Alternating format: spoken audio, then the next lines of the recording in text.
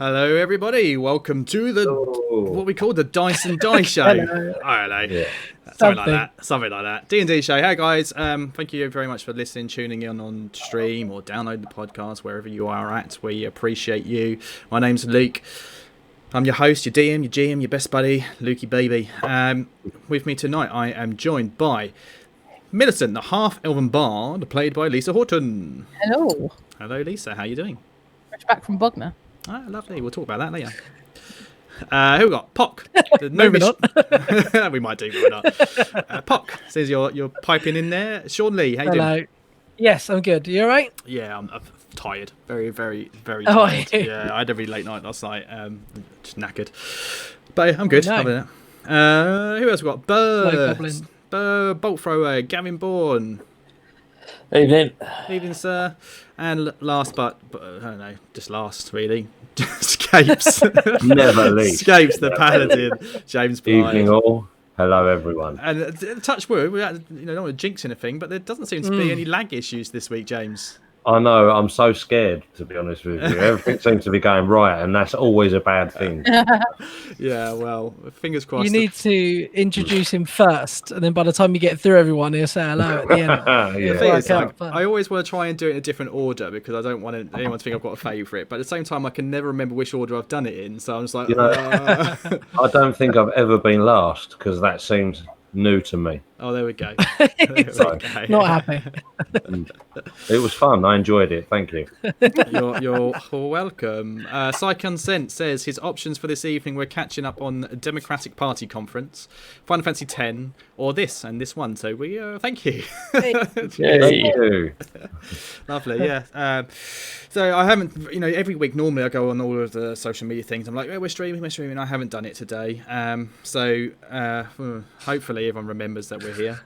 But we've got Flak 30, we've got Consent, and apparently we have 7 people currently in the stream chat. One of them's me, at least. But thank you for joining us. Well, it's been another week gone. Another week. And here we are still. I mean, we're recording what episode? I don't even know what episode we're recording 488. I think it's... We're still in Cragmaw Castle. Yeah, still in Cragmaw Castle. So for those of you that are just tuning in for the very first time, we are an actual play tabletop role-playing podcast that records live every Tuesday to Twitch. Join us Tuesday 8:30ish GMT time, though currently that's +1 due to our stupid fucking backwards British summer times. We are currently playing D&D, though in the past we've played some Call of Cthulhu, which still hasn't been released on podcast, but it may do one day, and who knows what the future holds as well. We're playing through the starter set Lost Mine of Phandelver adventure, and we're over halfway through. We're probably pushing about 3/4 of the way through now, guys. But I have gone and added in some homebrew stuff to kind of drag it out because I'm just absolutely petrified of what we're going to do when this is finished. And I can't be asked to prep a whole new adventure. So we're getting along. It's been a good week. For the stats, again, when this gets released, I think we're about 5 or 6 weeks ahead of the podcast. But this week, as we're recording on the 18th of August, we broke 2,000 downloads yesterday, which is amazing. We're on about 2020 today, so that's absolutely fucking fantastic. We've hit over. Who are you people? Can you please email us? Yeah. I don't know who you are. Yeah, it's absolutely brilliant. And the reception seems to be really positive. Over 700 followers on Twitter. The Facebook group is picking up. For those of you that don't follow us on Facebook, please do. You just search for the D&D show, or actually search for the Dice Show. Which I think I tried to look for it the other day. It took me fucking ages. That's because we haven't got many people on there. Yeah, but I think if you just type in Facebook /show D&D, I think it should, in theory, take you straight to the page. So give us a like, give us a follow, and drop us a review on there. And if you're listening to this and you haven't yet reviewed us, then please do. Whatever your platform is, whether that's iTunes, Podcast Addict, Stitcher, or if you're not got access to them on Facebook, please do, because they do help. And like I said, reception's been great. I might read out some reviews if I can be bothered in a bit. Certainly there's people that I want to say thank you to. We had a really nice tweet today. I did put it in the group earlier on. Did you guys all read it? I did. It was very nice. Absolutely amazing. It was warm, like honey. So if you haven't listened to our early episodes, the sound quality is not great back on those early episodes. We had crap equipment, still learning how to do this and stuff like that. And Sean did a good job kind of smartening it up. But we did put a disclaimer on the first 4 or 5 episodes, saying sorry about the sound, bear with us. So somebody called, I'm not going to just say his full name, but he's at JNuke the First.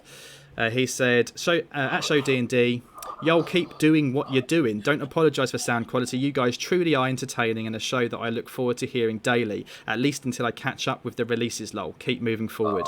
And I thought, you know what? Shit like that makes my fucking day, because this is fun and we play for fun, but sometimes running a podcast is really quite stressful. So stuff like that is really nice. So thank you very much. But yeah, we're getting there. We're getting there. We'll be. Yeah.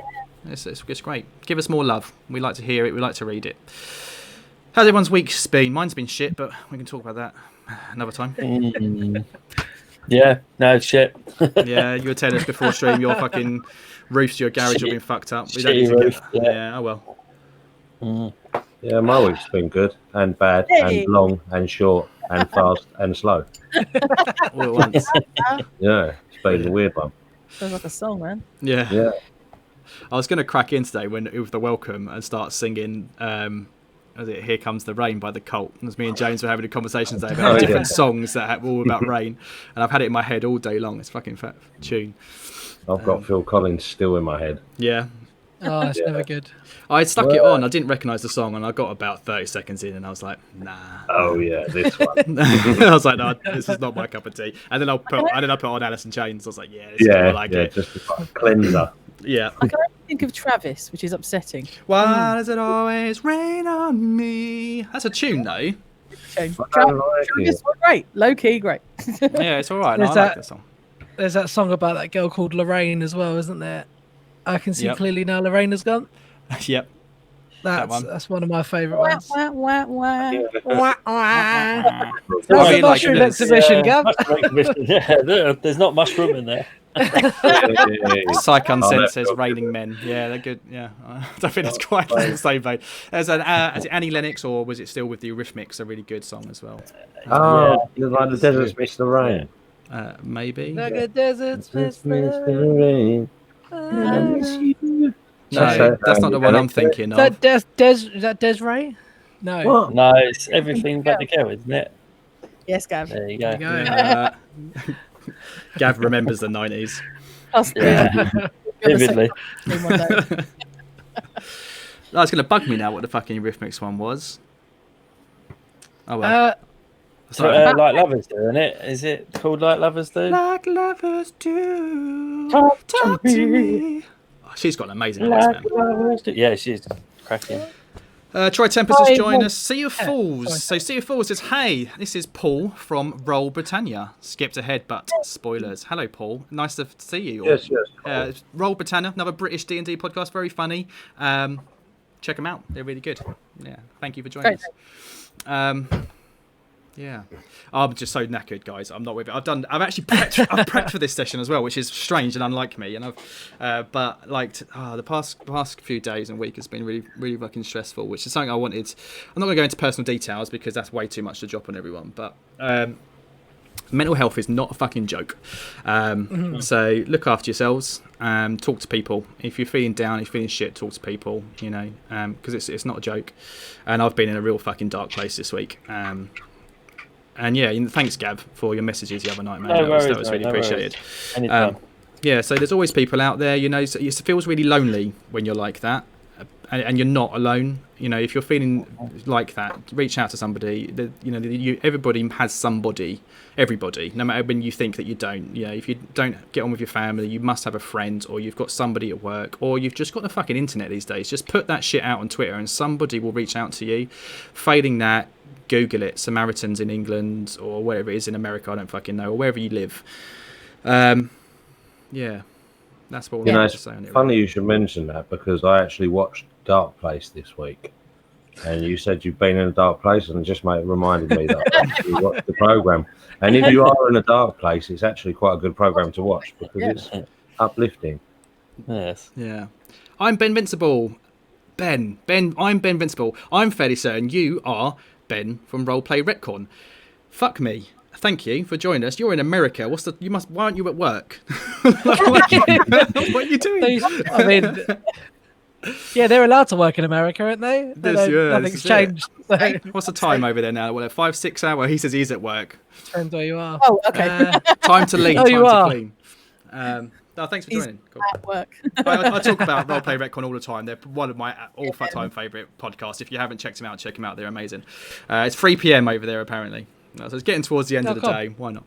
I don't know if that's about. What were you talking about? Yeah, fucking government shit this week. What the fuck? Government Shit. All this bollocks. Anybody, stuff. again, when you listen to Stuff I this, it's don't going to be a few understand. weeks' time. It's all probably gone away by now. But in the UK, nobody's been able to sit in the exams. So GCSEs and A-levels, college, 18-year-olds, weren't able to sit their final exams. So it was agreed that based on their mock exams, is that right? And then the teachers would predict what they were going to get, and it was agreed that that's the grade they were going to get. However, 40% of public school students were downgraded.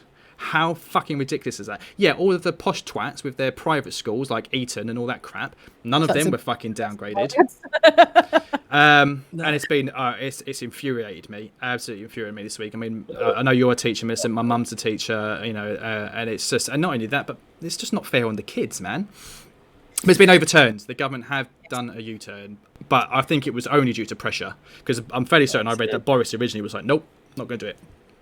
Yeah, and Williamson, our illustrious education secretary, who said something along the lines of, "Oh, we don't want the wrong people getting the wrong jobs, do we?" This is it. Absolute wanker. Yeah. We don't want underqualified people. I'm confident in saying he's an absolute wanker. Oh, they all fucking are. Just fucking bin the Tories, man. Honestly, what the James and I were saying before the fuck? stream, it's all inherently unfair, and as a teacher, you see it all the way through the education system, the education life. We are trying to play by the rules that we're given, and even those are unfair. So at the point when they, why not just listen to the teachers? And if they had a problem with the teachers, what their teachers put forward, well, that's what Ofsted's for. That's what the relentless observations and the rigorous audits are for that we go through every year. No, let's put it through a inherently biased algorithm and make sure that the poor kids don't get a fucking chance. And it is infuriating. However, they've now U-turned, so I'm not really sure what I'm angry about now. I think you should still be angry, because the thing is, they wouldn't have U-turned if it wasn't for people like you and us and other, who've got angry. Yeah. At the end of the day, it's right that they've done a U-turn, but at the end of the day, they shouldn't have fucked up in the first place. Absolutely. Or you can say it's like that's another sign of an absolutely incompetent government. Yeah.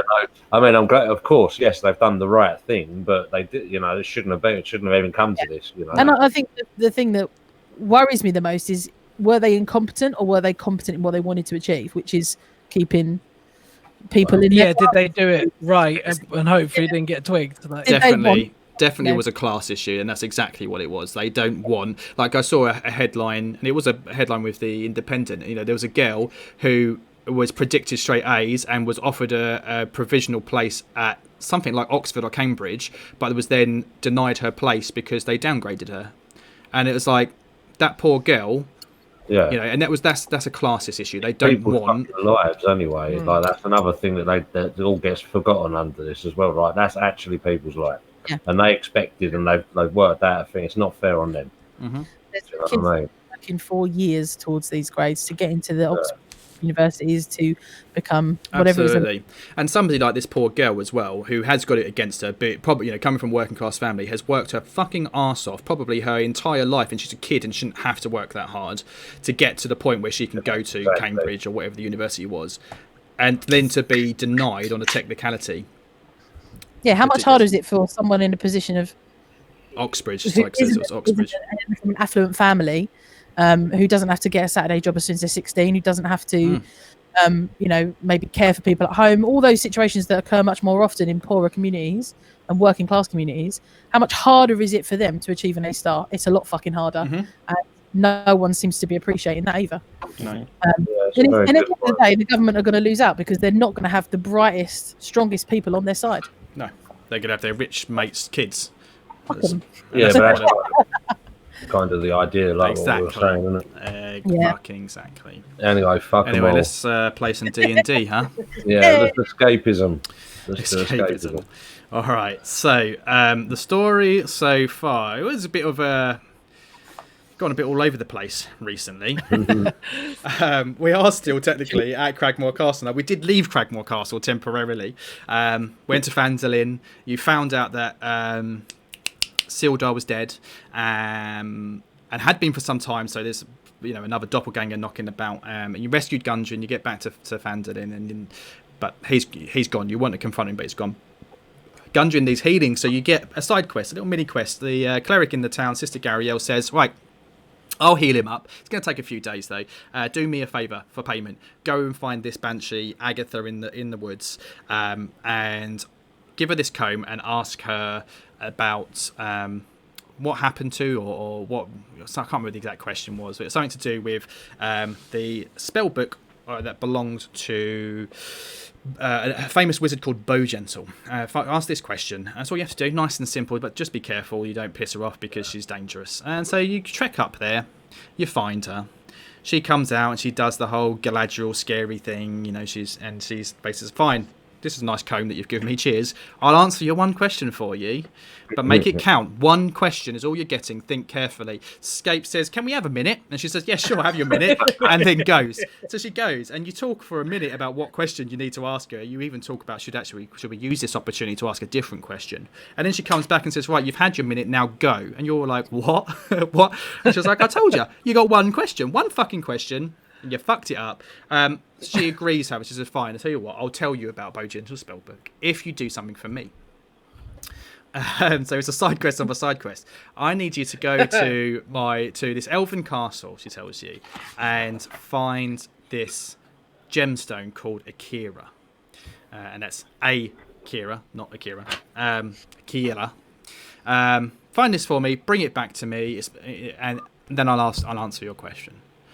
It's in an old elven castle in the woods to the west. Go and find it. And you go, "Oh, all right, we'll go and find this random castle in the fucking woods." And on the way there, you realise, oh, actually, you know what? It's fucking Cragmaw Castle. That's an elven castle. We remember all of the stuff you told us, GMs. Thank you.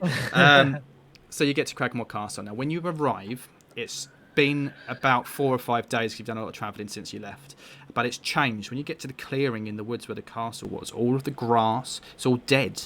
All the grass is brown, dead. You walk inside, the bodies are all still there of all of the goblins that you murdered.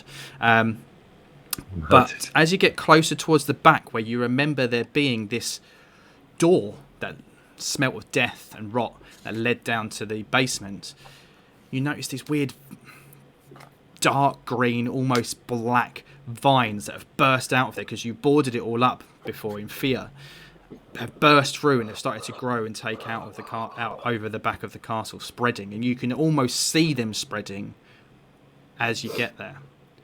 And that's where we entered the session, basically, about to go down into a dark cellar in a dark castle, in a dark wood, in a dark something. Yeah. So here we are. Oh, you're going to go down the stairs. Look at the fucking state of that, people. Jesus Christ, how long have we been gone? Like a few days, is that? A week. I don't know, Jesus Christ is, by the way, but you know. Well, so we're going down there. Is the door open? The GM? door has burst open, and these vines are growing, spreading across the walls, spreading across the floor, round across the ceilings. Can we get in? Like, is there room for us to... You can walk down there if you're slow and careful, but it's very, very dark, and it looks like as you open the door, it spirals. It's like a spiral staircase going down into the dark. I can barely see a thing in here, so someone else is going to have to take point. I'll produce flame for you, so you've got a bit of sight. Oh, thank you, sir. We'll give you about a 10-foot radius of light as we're heading down. And you... Or would we like to be sneaky? How do you want to play this? We're walking into a basement. I don't know how sneaky we can be. Yeah, fair enough. From something. Trundle along. I think who shall go first? I was going to suggest Burge. You have dark vision. I do. Might be worth putting him and me on point, and just the slightly blinder ones holding up the Bring rear. up the I've rear. got it. I've got it as well. So it's just scapes. We can sandwich him. Okay, cool. I'll take the rear. If... Escape Oh no, sandwich. I've got the light, and I'll pass the flame to Millicent, and I'll stay at the back. You've set me on fire. What? I'll set you on. I've set Millicent on fire. Tell you what, let me go second because I'm still a bit tanky and I definitely Yeah. have a Have you thought. got dark vision, Pock? Yes, yeah, You do. I do. I definitely have a torch you can light. Oh yeah, I would just light a torch up. Yeah, there you go. Okay. Yeah. Okay. Right, so I'm up. So it'll go Burr, me, Scapes, Pock. No. that's fine. Yeah. yeah, Cool. I'm just waiting for Roll20 to catch up with me. Sorry, it's just frozen. Okay, look. Have we I'm gonna give Burr a tap on the shoulder. Oh, is it my laptop? That's never good. Oh dear. No. There we go. Are we back? We're back. Does the door look like it could close, or is Nope. it forced open? No, Okay, It's cool. burst open. Sorry. It's So, sorry, torch. I was pressing buttons. Torch. So, have you produced flame, or have you done a torch, or both? I've one. Yeah, we'll fire at either end. Okay, so I should be able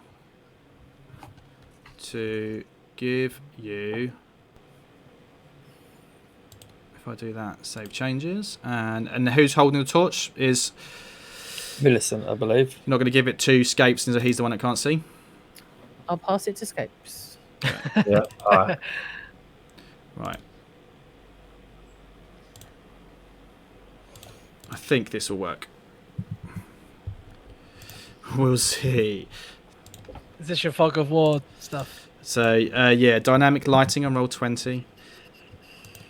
So, if I bring you over, you should, in theory, all have sight. Yay. I see vines. Yeah? Am I at the front then or am I at the back? You are technically at the front at the moment, yes. Yeah, I'm seeing shit. Oh, I forgot Droop was here. Yeah, Droop said, hey guys! Oh yeah. Going down to the dark, scary, smelly dungeon. Yeah. Oh, all right. Good plan. You sure you don't want me to go and watch the horses? True. No? No, All right, then. Okay. Horses to watch each other. All Um, right. Should So- we move into this room? as you walk Can down... we? Yeah, I was just gonna say, can we hear or anything we can be aware of as we're going down the stairs? Okay. So you don't hear anything. It's silent. Very, very dark. So those of you... Well, now you've lit some flames. You've got the light of the flames. But otherwise, the dark vision is all like black and white kind of vision. It's really dark. It stinks. As I said before in the last episode, it's like rotting... It's like a bin. It's like that rotten, horrible, sulphury... like a chicken that's out of date. You know they haven't cooked fast enough. Yeah, it's just disgusting. It's almost making you retch as Bit you go eggy. down. You don't hear anything. As you get towards the bottom of the stairs, feel free to. I can put you at the bottom of the stairs if you want, so you can see. Yeah, it's hard to see where. Go.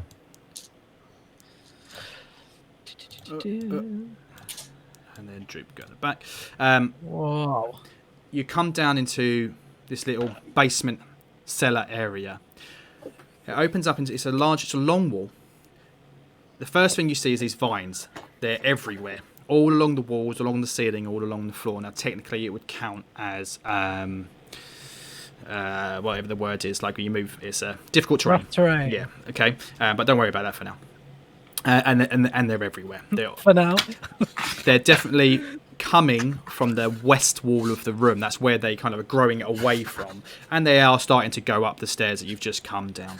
To the north of this long room, you can see a number of sarcophagi.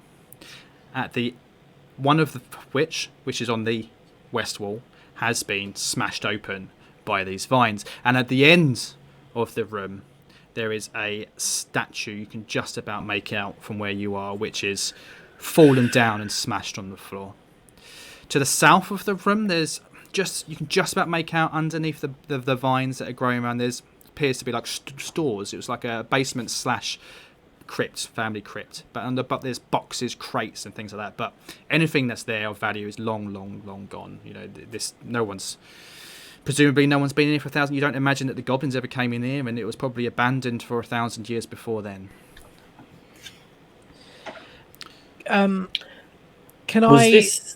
Sorry, go on. Yeah, go on. Was this just- something to do with that seed of Moanda? Wasn't it? That was. Yeah. I remember when we fought Audrey 2, and Yeah. was looking at the things on the wall. There Yeah. was something about planting a seed that turned evil and something like that. Did anybody think to write that down? Well, I've got seed of Moanda, plant freaks, and fight cold with fire or something. Darkbringer. Yeah. I did write it down in messy. I sort of seem to have got rid of it, not thinking it was of any importance. Could I... is there anything I can do nature-wise to determine what this kind of plant life maybe is? If it is actual proper plant life, or if it's magic? I don't know. If Millicent read it, then would Millicent be able to roll a history? I mean, yeah, it is actually. I did put it in your journal. It's in our journal. Millicent Yeah. does know about it because I think it was Millicent that passed a history or a religion check last time, and I gave her actually extra information. Okay. So Minions of the Darkbringer were to cold trees. Seed of Moanda. Door opens to a rotten stench. That was the last thing I wrote about it. all right. So basically, Hold on. Sorry. so it's in the journal, and I put it in there because Millicent rolled. I'm sure it was Millicent that did it. Maybe it was Parker. I can't remember, but I think it was Millicent. Rolled a pretty high history check about it at the time. Now the writing that was etched, it was defaced into a mural of the consort of the sort of like the leader of the elven gods, the Seldarine.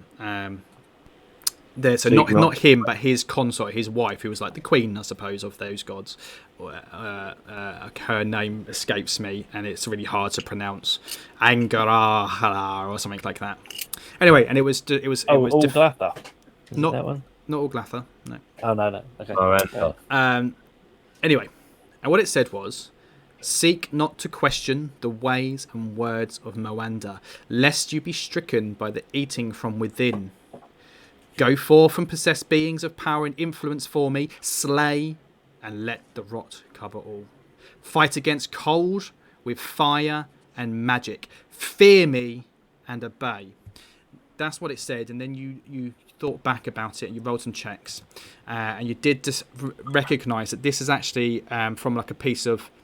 You've read this in a book. It's like from a piece of scripture, like the dogma of Moanda, and you read about how it was more of a cult to this evil god, who supposedly died like a millennia ago. But at the time, if they were worthy, they would take the seed of Moanda into their ear, and it would settle within them, and Moanda could take them over this, and it would sprout out of them. Now, the rest of the passage in there, basically, you remember there being stuff in there about where was it?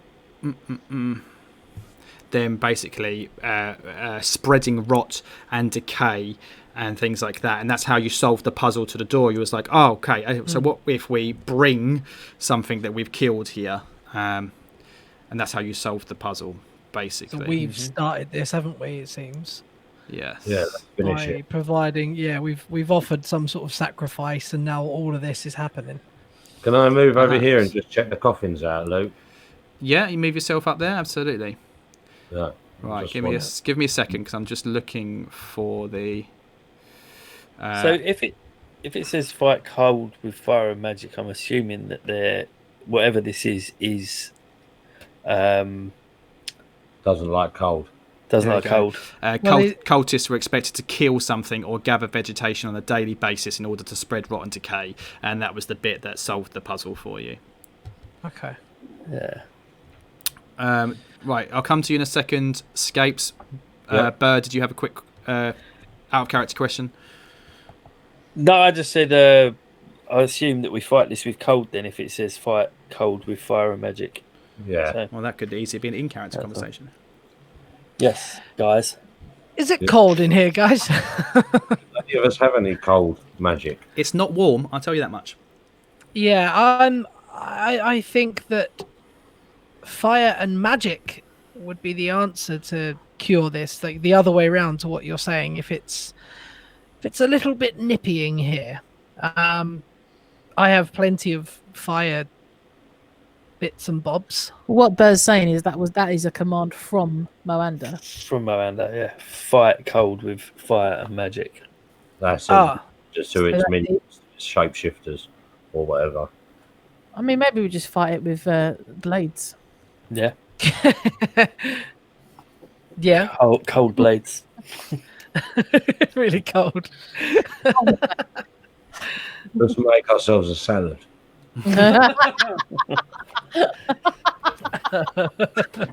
Okay. Okay. I mean, yeah, we need some more info, don't we? Let's find it. Yeah, let's have a look around then. Can I suggest everybody watch their step? This stuff seems to be moving, even if it is slowly. Yeah. All right. So, Scapes, you went up to have a look up there. Roll me. Are you proficient in religion? I should be. I would imagine as a paladin, but Let me see. Religion. Yes, I am. cool. You can roll me a religion check. Oh, it depends what you're looking at. Yeah, go on. That's fine. 9. All right. Yeah. You don't recognise what that statue is on the floor at all. Oh, that's Damn must be my eyes. Festive edition, the Hop Foundry Underground Ale, a small batch Kristallweisen. Thank you very much, Audi. You read that as if something had just happened. I was like, what? Why? What the fuck? Nope. What's an IPA? How big is it? I don't know. Can I pick? Oh, this is nice. I'm gonna push forward up. Let me up just that end. deal with Scapes. Yes, you go up there. Are you still going? Sorry. Yeah, so as I said, as you've gone up, there's 4 sarcophagi on the right. There's like an urn that you've walked past as well on the right-hand side, or east side of the room. The one that's been smashed open there, roll me a perception. Perception. I can't touch it. The Well- levels I give you. Right, lovely. Dripping out of it. Let me just remember the buttons for Roll20. So dripping out of it as you approach it, and you hear like a Oh, gross. Uh, Oh, I really want to take my headphones off. That's gross. Mark undoes his belt.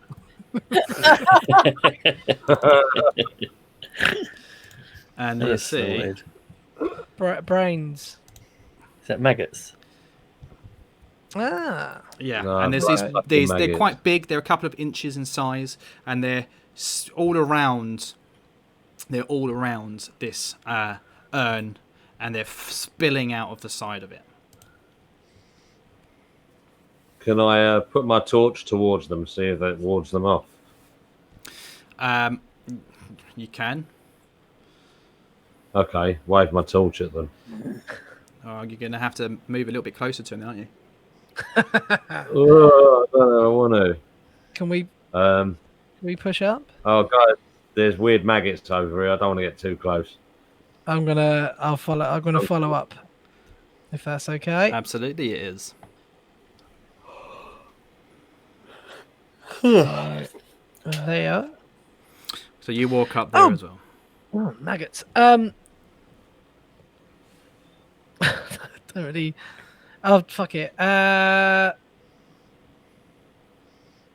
I don't know. I had an idea and it just disappeared instantly as soon as I said. They're gross, aren't they? Yeah, look at guys, maggots. Come and have a look at the I right maggots. up to it and I just looked at them. I was like, oh, I don't know if I can. You know what I'm this gonna- means now, Puck? What's that? This means you can shapeshift into a maggot now. Yeah. I thought Think you had. about what eats maggots. Quick. Aardvarks. Can I do produce flame as an attack on it instead of touching? If you're gonna throw the I want to flame. throw at a flame at yeah, tiny mini fireball. Okay, give me a second, because if you're gonna do that, Ooh, a magic fire. Magic fire. That would be 2 things needed against the cold. So let's see if it works or makes things worse. roll an attack. Well, it's. Oh, you want me to? It's a cantrip. Yeah, Is so it you've an cast it, but then It is an you attack. throw it. So you make a melee spell attack, range spell attack. Oh. So you roll a d20, same as everything else. Add your modifier. Oh, I don't know what to do with this one. I mean, I can't believe no one's talking to the maggots. There's a spell attack modifier on your sheet. No one's talking to them. Hello? Sorry, I've not done this as a thing before. Hello, spell Mr. attack. Maggot. Hello, Mr. Maggot. Oh, my spell attack bonus. Yeah, Oh, okay. So in that case, it's 14. nice. You will hit them. Roll for damage. It's a 1d8. Go on, son. 1d8. That's a whole burning 2 of damage. 2 points of damage. It's not like, whilst you produce this flame magically, hence the spell produce flame, the fire itself is not inherently magical, but it's still fire. So once it hits, it goes out. If it hits something flammable, if you throw it into like oil or something, then yeah, it would go up in flames. But it hits it. Yes. There's some sizzling. The flame goes out. Okay. But I mean, it did something. But there's so many of these maggots. I mean, maybe roll me a perception. Oh, shit rolls. 8. 8. Yeah, I mean, who knows? Maybe Who it knows? killed a couple of them, perhaps. Oh, I mean, oh fuck it. Right, I'm gonna go and see if I can see inside the coffin. Okay. Otherwise, we're gonna be all fucking day looking at maggots. Super. I would like just everyone to freeze for me for a second. Could everybody roll initiative? Yeah, maggot fight. Hey, maggot fire. I ain't done that since junior school. Right, that's going in the bin. That sounds like fun. Fucking 7. Bullshit. Yeah, I got a 7 as well, but I've got +6, Numerals, so please. 13. You got a +6 to your initiative. Yeah, because I've Shit. got rakish audacity. It does, though, doesn't it? Need to get me some of that. 17 for me. 3 for me. Yeah. You should do. Right, okay, so if I just do that and then I do add turn, boom. Put your numbers in. Yes, sir. Do it.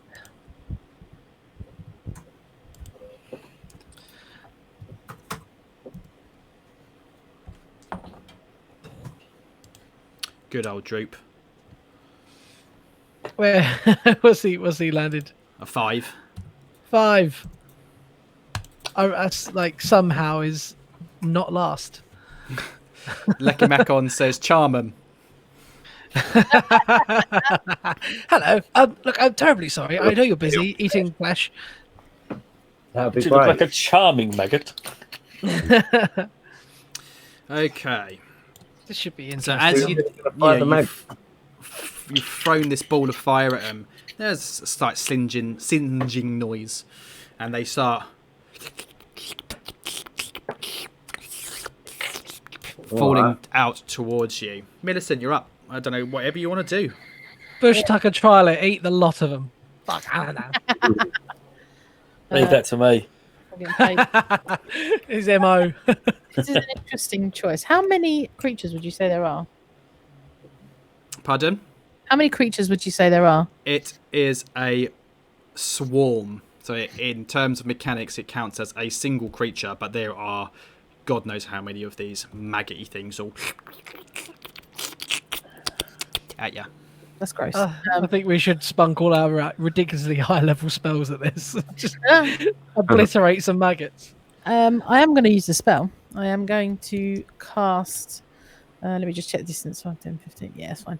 I'm going to just move out to the side here. Not in the line. And I'm going to cast Bane. Cool. So they have to make a charisma saving throw. Okay. I bet they got loads of charisma. Loads. They're oozing charisma.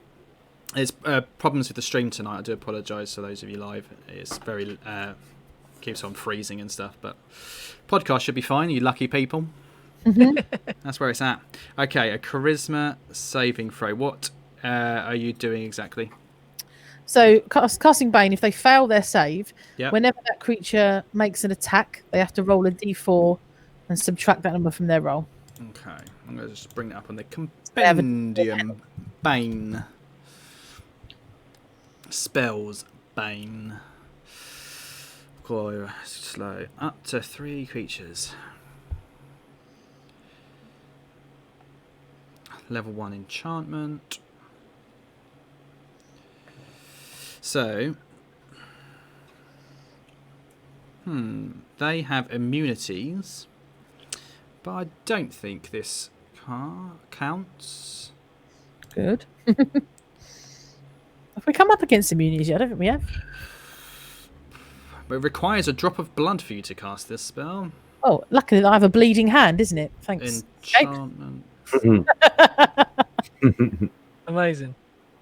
What's that say? Oh, Yeah, no, that's fine. Okay, so it's a saving throw of what?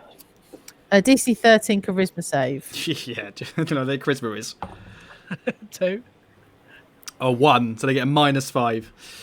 Oh, So it has Bane. You've successfully baned the swarm, I suppose. I don't know how that would work.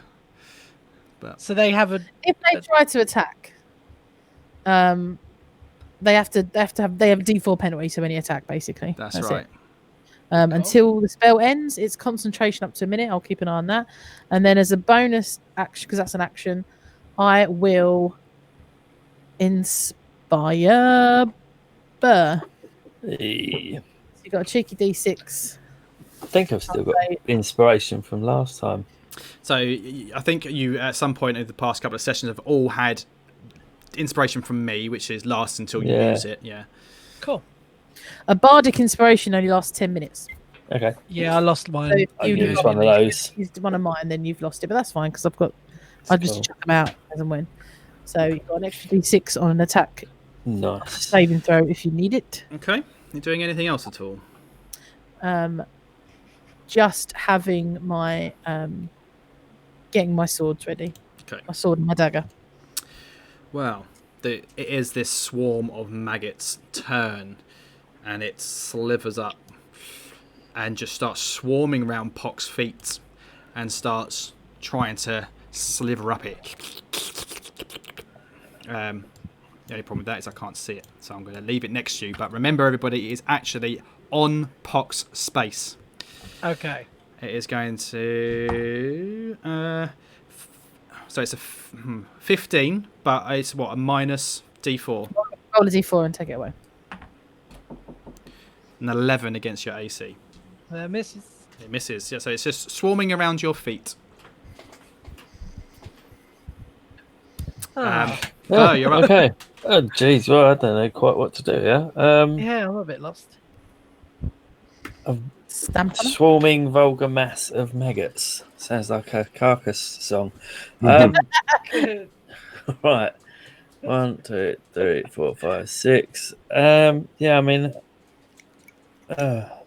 20. I got my movement's only 25, isn't it? So 5, 10, 15, 20, 25. I can get right next to them, and then I suppose can I stamp on them? Yeah. Yeah. Okay, I'm going to move next to Puck and then just start squishing Ow! Squishing maggots. Bah! Fuck's sake! Ah! So I'll roll to hit. I'll roll a 2. Oh, yeah, so you're stamping around, but they're just all Ow. wriggly. And obviously, we've got. Actually, it's difficult terrain, so you can only move half your distance. Oh, right, so I can't even get to him then. So Yeah. I'd like to retcon my hours. where did I start? I was there, wasn't I? So, and it's rounded down as well, isn't it? So I can only go 1, 2. I can only move like 2 spaces. Well, I can't even shoot because they're on Pock's space, aren't they? I'll end up I hitting know. him. Yeah, I'll just move there then. Fine. Oh, Luke's off. Oh. What's the dog doing? Anything else at all for us? Well, no, I can't get any closer, so I'm going to have to just move there, aren't I suppose? I haven't got any Yeah. spells or anything, so... This very pretty, gorgeous map that we've got, which people on the podcast can't see, but very maybe nice. we will put this on Instagram or something. I'll send it over to you to Instagram it. Yeah. Check out the Instagram at the Dice and Die show. It was actually designed by our friend of the show, our very own Lucaroo, made this for Oh, me. cool.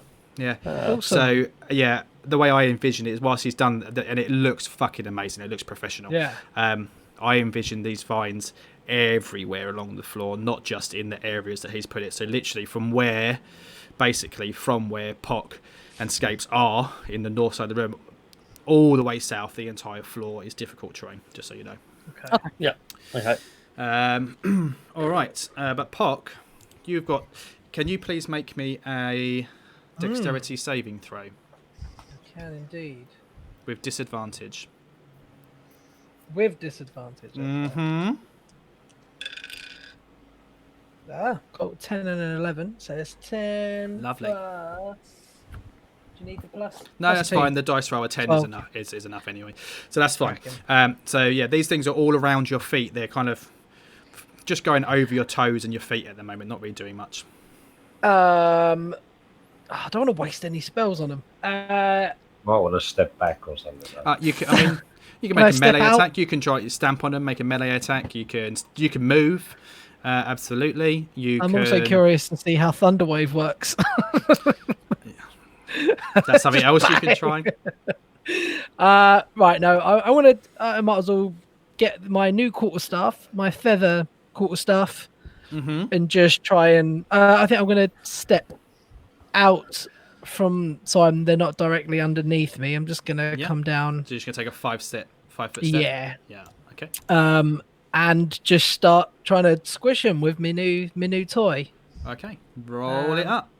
So it's natural 20 to hit. Nice. Fucking waste. And it's a 1d8 plus 1. Okay. So roll the damage. That's a 7. So that's an 8 damage. So 8 points of damage. Our house roll on the critical 20 is that you automatically do the maximum on the second die. So it's maximum 8 plus the 8 you rolled for 16 points of damage. You literally, you're just jabbing at them. They're squishing and squishing and squishing, and you take out a good portion of them. There's not many of them still left. Crack him. Yeah, that's me done. I'll just see what happens next. Well done. Droop steps into the room. Is like, what's going on then down here then? What is this? Oh, the smell. Escapes Has he you up. ever started a sentence that doesn't start with No. I kind of have very very loosely based his voice on Saddam Hussein from the South Park movie when he's like, come on, guy. Hey, guy. Hey, guy. I always imagine Droop just popping out from around the corner every time he speaks. And then doing his sentence, and then It's fucking off how I again. get into the character, basically. When I want to do his voice, I've got to go, right, hey. Amazing. Scapes, there's this big old puddle of these maggot-looking things. Mud. Grubs. in front of you. Well, whether it be puddle of mud or a paddle of maggots, I'm going to chuck my torch at it. Okay. You can make it's an improvised weapon, but you'll be proficient with it because it'll work like a club, I suppose. So you just make an attack, add your melee bonus to it as normal. So what would I do with like an unarmed strike attack? Is it or No, you use your club as an improvised weapon. So if basically make an attack as normal. If you look on your character sheet, you will see your plus to hit is including the +1 for your sword. So you normally would get what, a +5 maybe? Yeah. So just rolls a hit. Okay, so roll d20 then.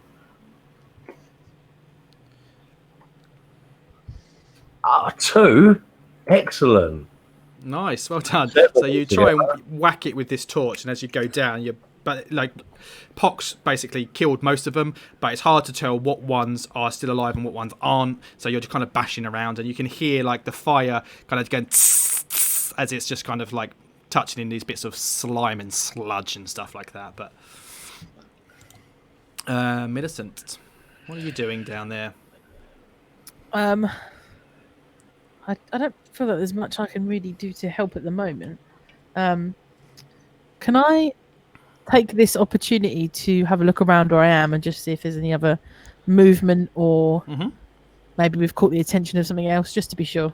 Absolutely. Move yourself where you want to be kind of looking around. Are you just having a general look, or is there anything in particular? No, I'm going to take myself down to just the south of this room, so I will do that to about... I don't want to get too close to the walls because I feel that's where they're probably most concentrated. So I'm going to go to about there. It's very, very thick. The vines are thickest there. You can't get much closer to the wall than that. But roll me a percent. What are you looking for exactly? What am I looking for? Great question. Okay, let's say I'm investigating these vines a little bit closer. So I'm looking specifically to see if the plant life is a threat.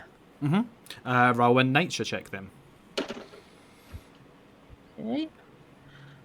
13 plus probably buckle. Oh no, 4. So 17. Lovely. Yeah, I mean, so there there are dangerous plant life, especially certainly like even living so close to Neverwinter Woods. You know that plants can be alive. You know that there are situations where vines plants will try and eat you and they'll grab you and stuff like that. But it just appears to be a vine. It's not moving anywhere. You don't understand how it can be growing down here. There's no sunlight. There's no water. It's been locked up for however many hundreds of years, probably. It's just a bit strange. It stinks. It stinks of death, of rot. Awesome. I am just going to. Well, I suppose that was my action, so I'm just going to hold off back here, keep an eye on the situation. If anything comes through, just keeping an eye out. Okay. All right. Sorry I couldn't give you more, but there's not really much to it. They're vines. Sorry. That's all right. All right, so this thing then, it's got let's see, 50-50 chance of where it's going to go. It's not smart enough to go, well, Pock did no damage to me, so 50-50, high or low, Pock. Hi. You never guess what I just rolled? Natural 20 or 1? So natural 20. So it is going to go back down, and it slithers down into your space. What a shame that wasn't the attack roll, eh? And yeah, let's see if it does anything to you. No, again, they're just kind of slithering, and there's not many of them now, but they're slithering over your feet and things like that. But Fuck off. technically, you've got no indication, other than the fact that they're following you. Technically, you have no indication that they're a threat. They haven't bit you. You can't see them. They're just fucking grubs. They're disgusting. Burr, you're up. Well, I can get now. Right, I'm going to move up and just stamp on them then. 1, 2, and then stamp. Okay. What I'm going to say is because you are trying to stamp around Pock's feet, it will be with disadvantage. Right, so what does that mean? You roll twice and take the lowest result. Right, well, that was a natural 20. Sorry. Oh, fuck. And that was a 16. So you will still manage to stamp on some. So it'll be an unarmed attack, which means you do your strength modifier in damage, unless it's a negative, in which case you just do a minimum of 1. Well, it's strength, and then I've got a 0, so You do 1 point of damage. You squish 1 a bug. point. Squish a bug. You squish a bug. Whoop-de-doo. Again, can't see them when they're underneath your counter, so let's just do that. Okey-doke. All right. Do you have any? Where you stamps? So you don't really have much else. I can't do another attack, can I? I can't do my sneak attack. So the sneak attack needs to be with a light weapon, I believe. Yeah. If you're an unarmed attack, doesn't technically count. No. Let me just read the text for you, just to be on the safe side. I don't want to make a ruling without checking. Once per turn, you can do an extra d6 damage. So one creature you hit with an attack. If you have advantage on the attack roll where you had disadvantage, the attack must use a finesse or a range weapon. So Yeah, no, fair enough. Well, I'll just disengage then. Move back 1. yeah, you can do that. Cool. My roll 20's frozen again. No, it hasn't. There we go. We're good. Mm-hmm. Pock. You've got all these bugs around your feet. Yeah, I don't have to fight if I don't want to. Is that correct? You don't have to do anything. You can do whatever Yeah, you no, want. no, fuck them. I'm gonna just walk over to the coffin. Right, so what I should have done last time, but I'd forgot to do, of course, is that once you leave a creature's range, they get an opportunity attack. And its range is 0. It can only attack you if you're on its square. So last time they should have got an opportunity attack against you, but I forgot. So as you move off of it, Yep. nothing happens. You carry on. Cracking. I'm just Roll going to go up. before you do anything. Roll me that yeah, saving throw, the dexterity saving throw again. Oh, okay. Will do. 15. That's fine. Move yourself. Cracking. I'm going to go over to the coffin. Yeah. I suppose I'm in the vines either way, aren't I? Yeah. So I'm going to go there. And I'm just going to see if I can get the lid off, or if I have to start cutting through some of the vines to see what's in the coffin. So this one has been burst open by the vines. Okay. You look inside. You don't need to roll a check or anything, unless you want to have a real examination. But as you look inside, basically it's cracked open. You can see what looks to be maybe a skeleton there, but the vines really have just gone over it. And what you can see is actually like on the map on this instance, the vines have gone over there. They've gone up to the statue and they've wrapped around the statue's legs and have brought it down. But they're not actually really interested. It doesn't look like they haven't grown into there. There's just a skeleton in there. Okay. But yeah. Have I still got movement? You've got how much movement you've got as a character. So 25. Can I get over to the statue now and next turn investigate the statue?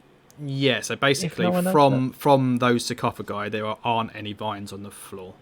So Perfect. if you've moved 5 foot, so that would count as 10 because you're on difficult terrain. And then you'd need to use another 10. So you'd have to go over the box to do that. So you'd have to go around it. Oh, okay. So you're looking at where can I get to? Yeah. Can I get to here? So just to go to that one square, because you're on 10. the vines would be 10, but then you'd be looking at 10, 15. Oh, okay. 20 feet to there, but you've also already used 10, so you could pretty much you can't get far at all because you've already used 10 to get there. You're going to use another 10 to get off, and then you've got 5 feet left, which puts you on top of scapes, and you can't end your turn on top of scapes. Ah, right. Okay, so I can't go. I'll allow it. It's not going to break the game. It's fine. No, okay, cool. Yeah, my intention is to investigate the target, but I'll wait a turn if I have to. Okay. Serious? What we all standing? What's going on, guys? Come on! Why are we down here? It stinks. Kill them. Where's this? What we got? This Kira, this gem, yeah? What's going on? And he's like next to Burr, like, just some grubs. Come on. Go and finish them off then, if you're feeling up for I a run. would, but I haven't got enough movement to get there. No, never mind then. I love that. Escapes. I'm going to take a swing with my flame again at them bitches. That's fine. Oh. 10. 10. Yeah. You hit. Roll for damage. Oh, I hit. Yeah, it was it'll a be, hit with my fiery A one. D4 plus your strength modifier. D4. What's my strength modifier? That's 2 plus 3, so that's 5. 5 points of damage. Yeah, so this time, because they've moved from where they were last time, you can see what ones are alive and what ones are dead. Like, 'cause they've left a slimy puddle of dead maggots behind them. And you can see now that what ones are there, and you're just kind of whacking at them with this torch, and you manage to just squish out the rest of them, and they're dead. Yay! Fucking like maggots. This monster is fucking fantastic. Anyone interested in it? It's in Volo's Guide to Monsters, and Brilliant. they're brilliant. They're really squishy, really simple, but if they get you, Oh, really? boy, yeah, they can be lethal if they get you. Was that Bane a Oh, good shout then? shit. Pardon? Was that Bane a good shout then? Yeah, because actually that was the only reason it missed. I think. What did I roll? A 15. That would have got you, wouldn't it? Yeah, what's your Fuck. AC, Pock? Oh, 14. Yeah, So it would have got me. Yeah. I won't tell you right now what it would have done, but later on Ooh. I will do. Oh, shit. Yeah, I they're did really not cool. take that seriously at all. Amazing. that- Flesh-eating disease. Yeah. Kind of, yeah. Gross. Okay, so you're out of combat. Just so if you whatever you want to do, you can do it. Don't worry about the half movement because we're not counting turns. So if you wanted to investigate that statue, you can do so. Yes, please. Oh, you're talking to Millicent, sorry, or anyone? Anybody? Oh, cool. Yeah, I'd like to see if I can read anything or recognise who it's a statue of, or if there's like an epitaph. So it is a thing. little bit hard to tell because, of course, it is destroyed on the floor. But roll me a religion check. I'm going to be Religion. nearby for translation purposes if there is any. Millicent, Elvish. if you're proficient in religion, you can roll as well. The 20 from me. I'm Nice, that proficient. would do. You I'm already not rolled proficient in those religion, escapes, no. I'm afraid. Oh, yeah, I have. Yeah, Yeah, it didn't mean anything to you. 20 would do it, though. I'm assuming you are proficient in religion, Pock. No, I was going for a history, but no, I'm not. I've got history? +4. Rolled a 16. No. Are you okay? So that was a history, was it? That was a religion. That was Sorry. a religion. And are you proficient? Yeah. No, I'm not. No. And you rolled a 20 overall. Yeah, I rolled a 16 and a +4 for religion. That's fine. So that is high enough. I'll allow it a roll untrained, but it's like a higher difficulty because you. But that's fine. A 20 is still going to be fantastic. Yeah, it's a more intelligent thing. It's another. You reckon by looking at looking at it, it's another member of the whatever they're called. I'm going to keep on trying to call them Celadin, the Elvish gods. Anyway, the Elvish pantheon. You reckon that it is possibly the Sahaninin moonbow, simply because she was the goddess of travel and journeys and protector of the dead. Okie doke. Cool.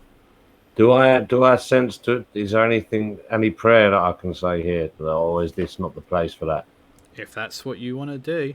You see, branching off the top half of this room, where the crypts are, the whatever they're called, coffin things, sarcophagi.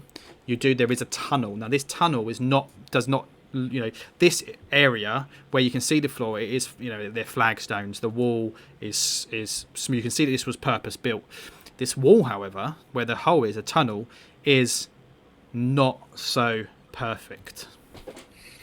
It looks like it was, like I say, it's a dirt floor. It's Dug dug out. into it's dug out. That's right. But there is a tunnel heading west. Should we check out the tunnel? Is there any names on the coffins before we go? Pardon? Any names or anything on the coffins that we would recognise, having spoke to the Banshee lady? Names or anything like that? You read Elvish. I know the Millicent does. Millicent, can you have a look? I'm looking for Mellarue's dads and all them people. So there's not any names that you recognise. The names don't mean anything to you, but there is. They all share the same surname, which is Auglatha, which you know is the Winter Breeze. Yeah.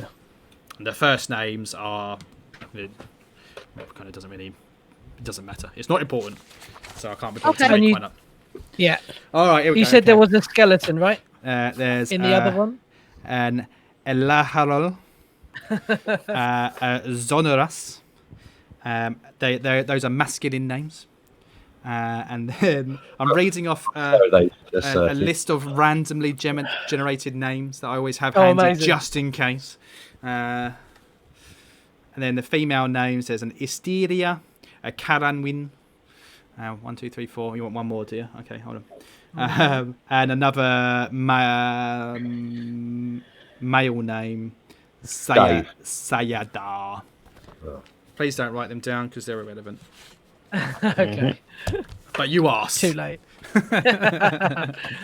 And the broken one, you said there was a skeleton in, wasn't there? There is a skeleton in there, yeah. Okay. It's a coffin. It's a sarcophagus. Are we going to pop these coffins open? Yeah, I want to do that and search. There's a pot and a barrel by the looks of it. Yeah. I can There is, see. Yeah. Can I get to the barrel from where I am? Yeah, you can go over there. I Go mean, in. on the map there, it does appear to be a barrel in the top right-hand corner. Okay. They're kind of like urns, basically, in the corners, like vase, like Zelda. You probably you can have a look in there. They're empty. You imagine. Roll me again. If anybody is proficient in religion, if anyone can roll me a religion check if you roll high enough. But if you're proficient, 23. superb. Yeah. You imagine that they were probably used to sort of like hold flowers or incense, like oils and things like that in there. They're there for decoration, but there's nothing inside them. I mean, again, it's hard to say how long this place has been here and how long it's been empty for, but you bet your ass it's a long time. Okay. Through the Let's tunnel. prize these. Oh, sorry, coffins. Yeah, go for We're it. going to prize the coffins open? Yeah. Well, it does seem a bit weird to just go around prying coffin open. Do any of you Yeah, remember? but we're looking for this thing, I remember aren't we? last time we pried a coffin Don't get me open. wrong, but I'm down for it. It's not that I'm not down for it, bruv. You worried we're going to get some undead coming out? Just worried I'm going to get a boner. Nah. Well, there'll definitely be some bones in there. I don't know if it'll be in your pants or whether they're going to be in the coffin. We'll have to see. We'll have to wait and Go on, see. if you're feeling brave. Well, I mean, what else are we going to do? We're going to go down this tunnel otherwise. Yeah. Have you still got that crowbar from Cthulhu? Yeah. Pop Do it you open. remember one of the things that you were asked to do by Agatha coming here? Yeah, to Redecrate the ground. desecrate the bodies, she said, didn't she? That's what she Pretty said. sure. Desecrate and Consecrate the ground. fuck the corpses. We something want to like see that. some hardcore necrophilia going on. No, Yeah. she said to consecrate it. Just that's what Okay, she well, said. I I I don't don't want to think- desecrate any graves. I don't think desecrating the potential graves of her ancestors is potentially a wise move. But by all means, go for it. I mean, she won't fucking know. She's 50 miles away. Or Can will I she? ask a out of character question? Yes. Because I'm a paladin, Yes. is I think my you would be wee very holy? anti-grave robbing, yes. Yeah, but is my wee holy? I don't know. It depends And how you much. piss on the ground. How much holy water have you been drinking? Well, yeah, there's that. I'm Yes. always at the holy water. How much praying have you been doing? Have you been Has it been good? I've been- keeping your willy clean? That's the question. Yeah, it's clean. It's clean. Oh, he's a virgin. He's like 30. He's what, 40 something? Yeah, virgin. Cool. Celibate.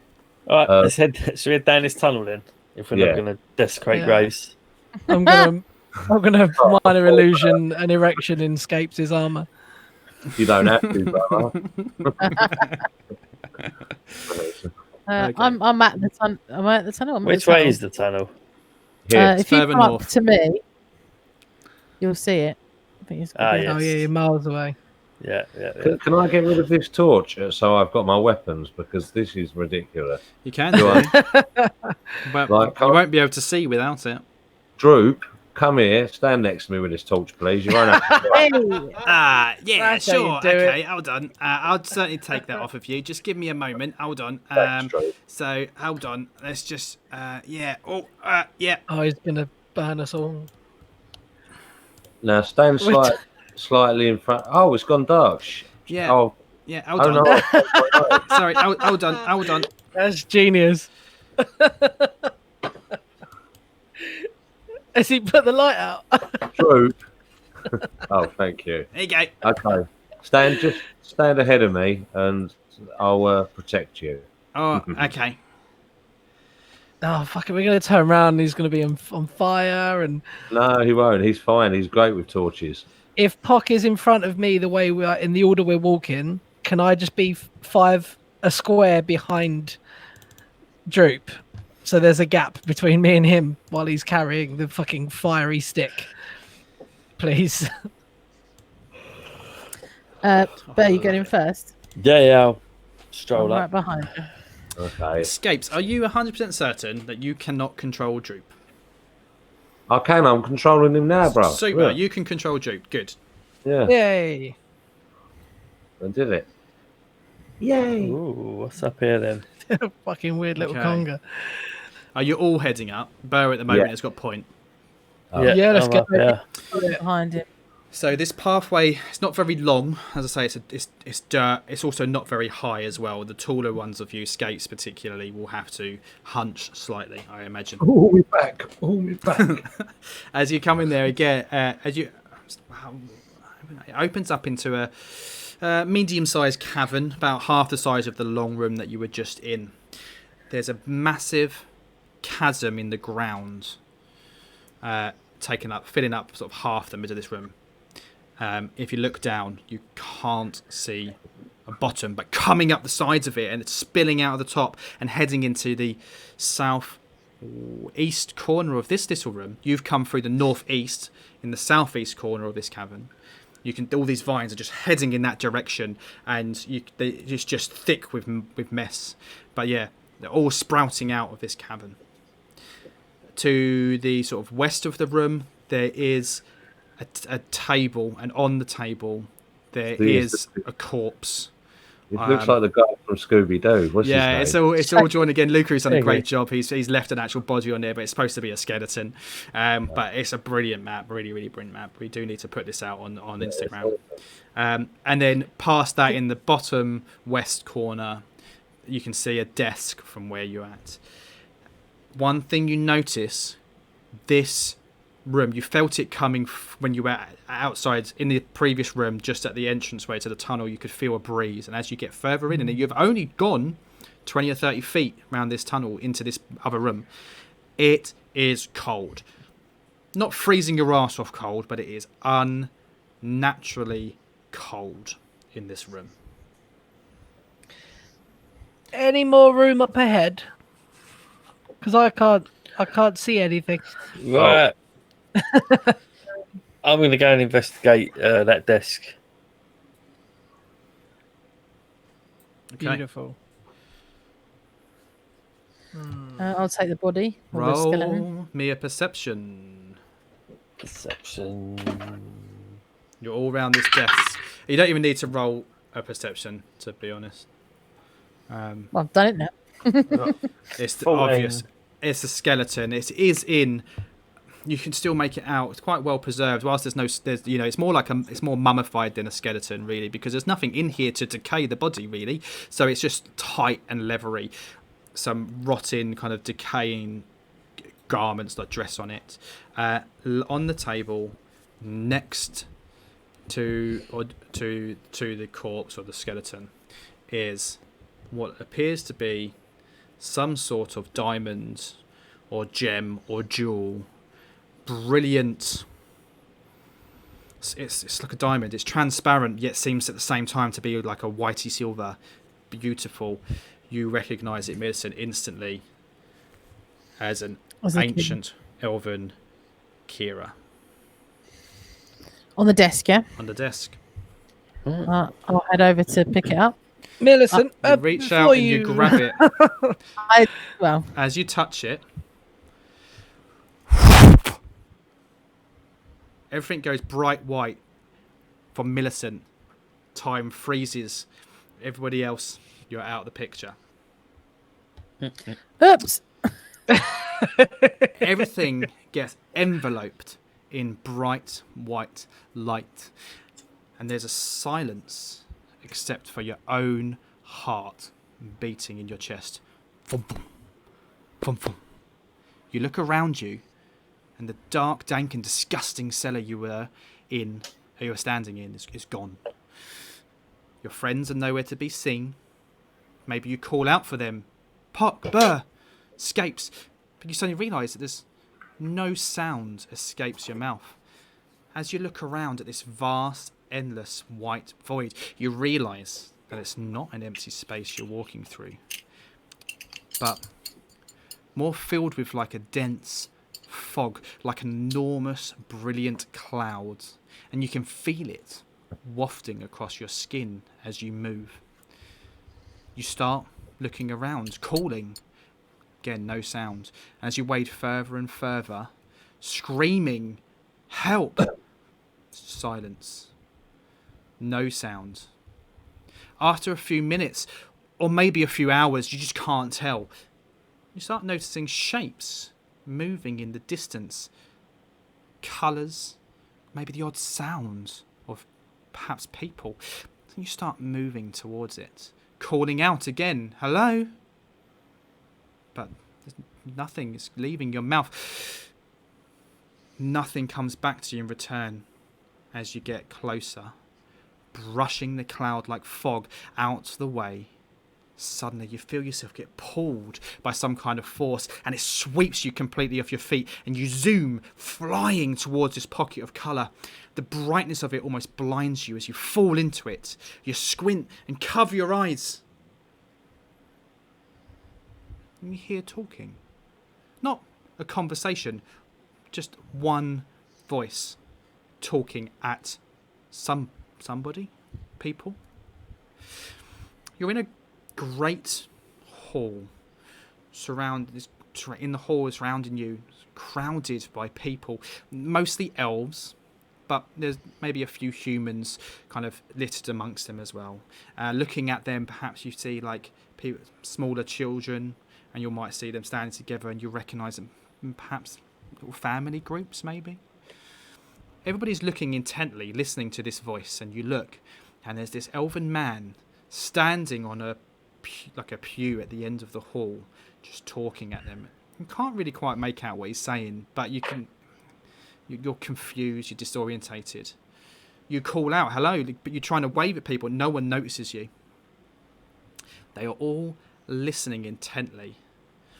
As I say, you just can't focus on the voices. You're just too distracted by everything that's going on.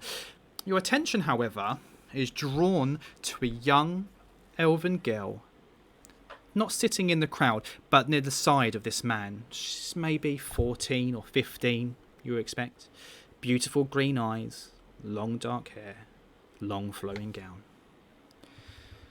Again, perhaps you move a little bit closer to her and you try and get some attention, but no one's doing anything. And you realise that she's not listening to what's going on. She's not paying any attention at all. She seems to be smiling at something at the back of the room. You trace her eye line, and the crowd almost becomes transparent, like you can't focus on them. But at the back of the room, clear as day, is a boy of a similar age, human, wearing some common clothes. Maybe he comes from a farming family or something. Who knows? And he too seems to be paying very little attention to the man speaking at the front of the hall. And he too is distracted by the gaze from the girl at the front. And they're smiling at each other, and he's pulling funny faces, and she's trying to hold in giggles. The image before you evaporates and reforms, clouds around you, and now you're outside in a beautiful garden of flowers. You hear birds, people talking, milling around now. Again, it's just kind of that mumble, mumble, mumble, rabble, rabble, rabble, rabble. Now you see that the man from inside before is here, and he's just shaking hands with people who you expect are probably his followers, like maybe he's some kind of holy man, a cleric or something. And people are queuing up to meet him, and next to him again is this girl just standing, bored and patient, smiling.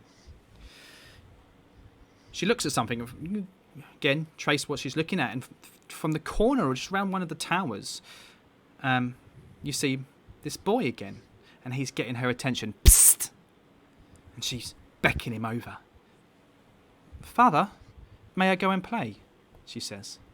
Without even looking or paying much attention at all, he just waves her off and simply waves her hand and says, yes, dear. Okay. And she runs off. Now the visage again swims around you once more and settles in yet another new image. And then you see this girl and the boy, and they're running around in the woods, chasing each other, laughing, giggling each other. You hear a voice. Meralue? Meralue? Where are you? Meralue? The laughing stops and the girl looks in the direction of the voice, and then back at the boy, as through the bushes from behind her, an older woman comes through again. Beautiful, elven woman, long gown. Meralue, there you are.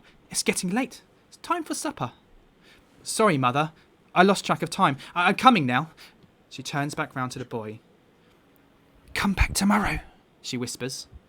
The boy simply smiles in return and steps away backwards and disappears into the shadows.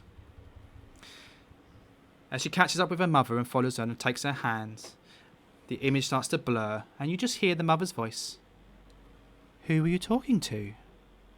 We now see a new scene. The girl, she's aged some years, but it's definitely still her. She's now a young adult, 20s maybe, turned into a beautiful young woman who you recognise instantly as the woman from the painting.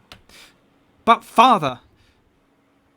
You are chosen, Meralue. You can't just refuse the will of the Seldarine. They have a path for you. You must learn the scripture and pass on their blessings as I have, and my father before me, and his before him. It's our birthright. But I want to choose my own destiny. They would understand. Mother, please tell him. I want to be more than just a priestess. My darling Meralue, you know I love you. But I agree with your father. You're destined for great things, and this is just the beginning of such a long, long life. There'll be time for all of that and adventure later. But Mo says, but nothing, Meralue, and no more of this Mo business. I've entertained your silly childish games for too long now. It's time you let these fantasies go. But Mo, yes Mo, the boy you play with in the forest. You're not a child anymore, Meralue. Time to grow up and let him go. Again, this memory drifts away. Meralue is in her study, reading and copying scripture. Psst. Meralue looks up. There's no one there. Psst. Again, no one there, but she gets up and she goes to her window. Psst. I'm in here. Meralue turns round and notices that in her mirror is the boy from the forest. Mo, what magic is this? How are you in my mirror? Don't worry about that. I found a way for us to be together. Come here. Meralue reservedly walks a bit closer. Here, take this book. I found it in my grandmother's library.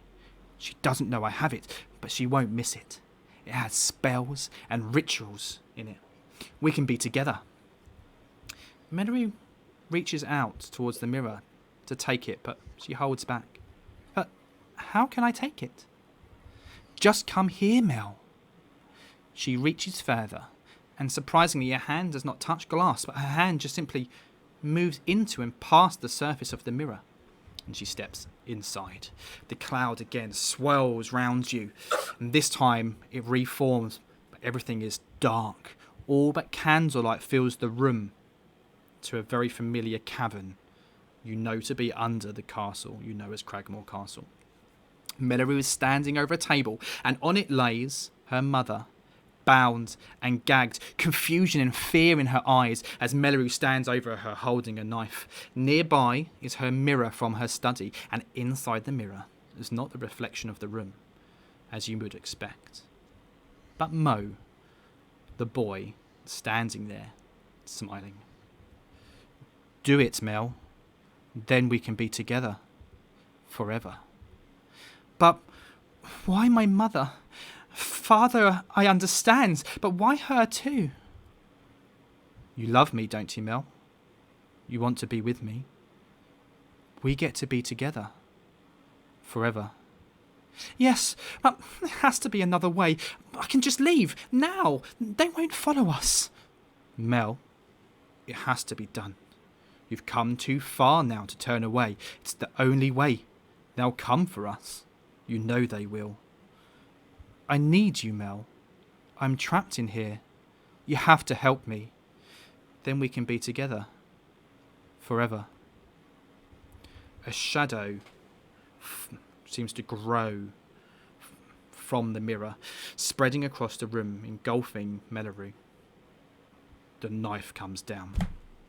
As the life spills out of Mellarue's mother and her eyes start to fade, the boy in the mirror starts to smile and then to laugh.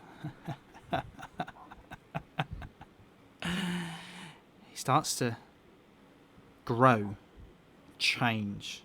Legs sprout out of him. So many legs. 1, 2, 3. His body contorts as he steps out of the mirror, through into the shadows, his body still transforming and growing. 4, 5, 6. Mellarue is screaming, "What have I done? Mother!" She sobs. "Mo! What's happening to you? Who are you?" 7, 8 legs.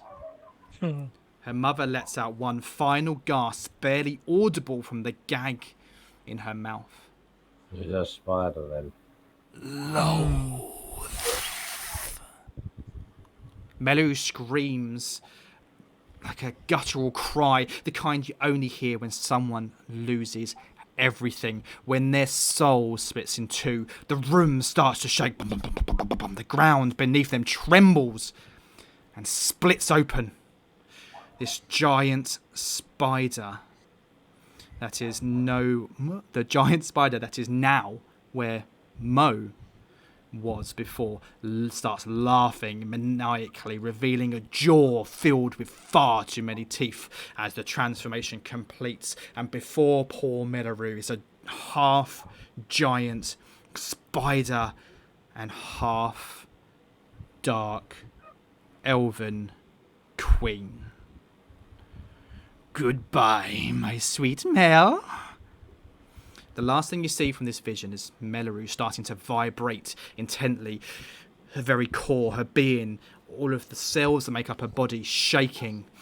And she starts to lift off the ground, floating, her gown and hair blowing violently in the wind that seems to come from within her. The vibrating seems to get more and more intense as the vibrating splits her in two, an incorporeal version and a physical.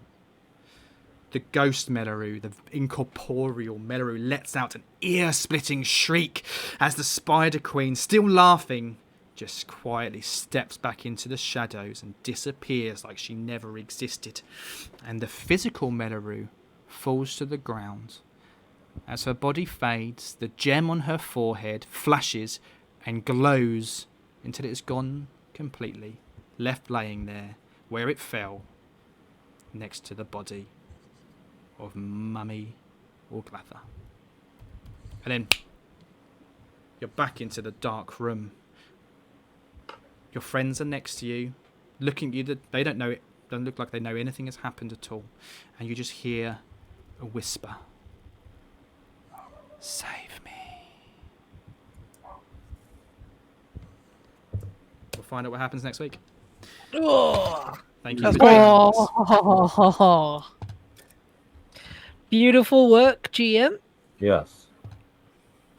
Oh my God! So much stuff. So many songs to write. I'm glad you enjoyed it. Join us next week to find out what our group does next.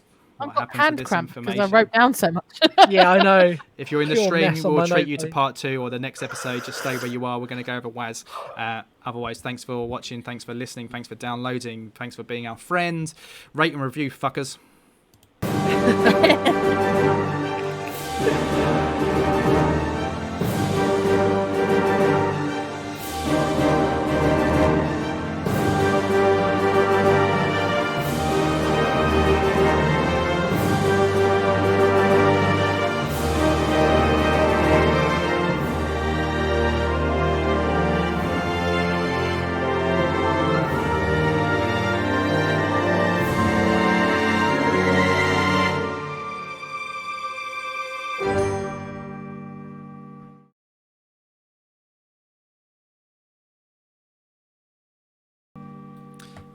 Hello, everybody. Welcome to another exciting episode of the Dice and Die Show. I'm your host, Luke, something or another.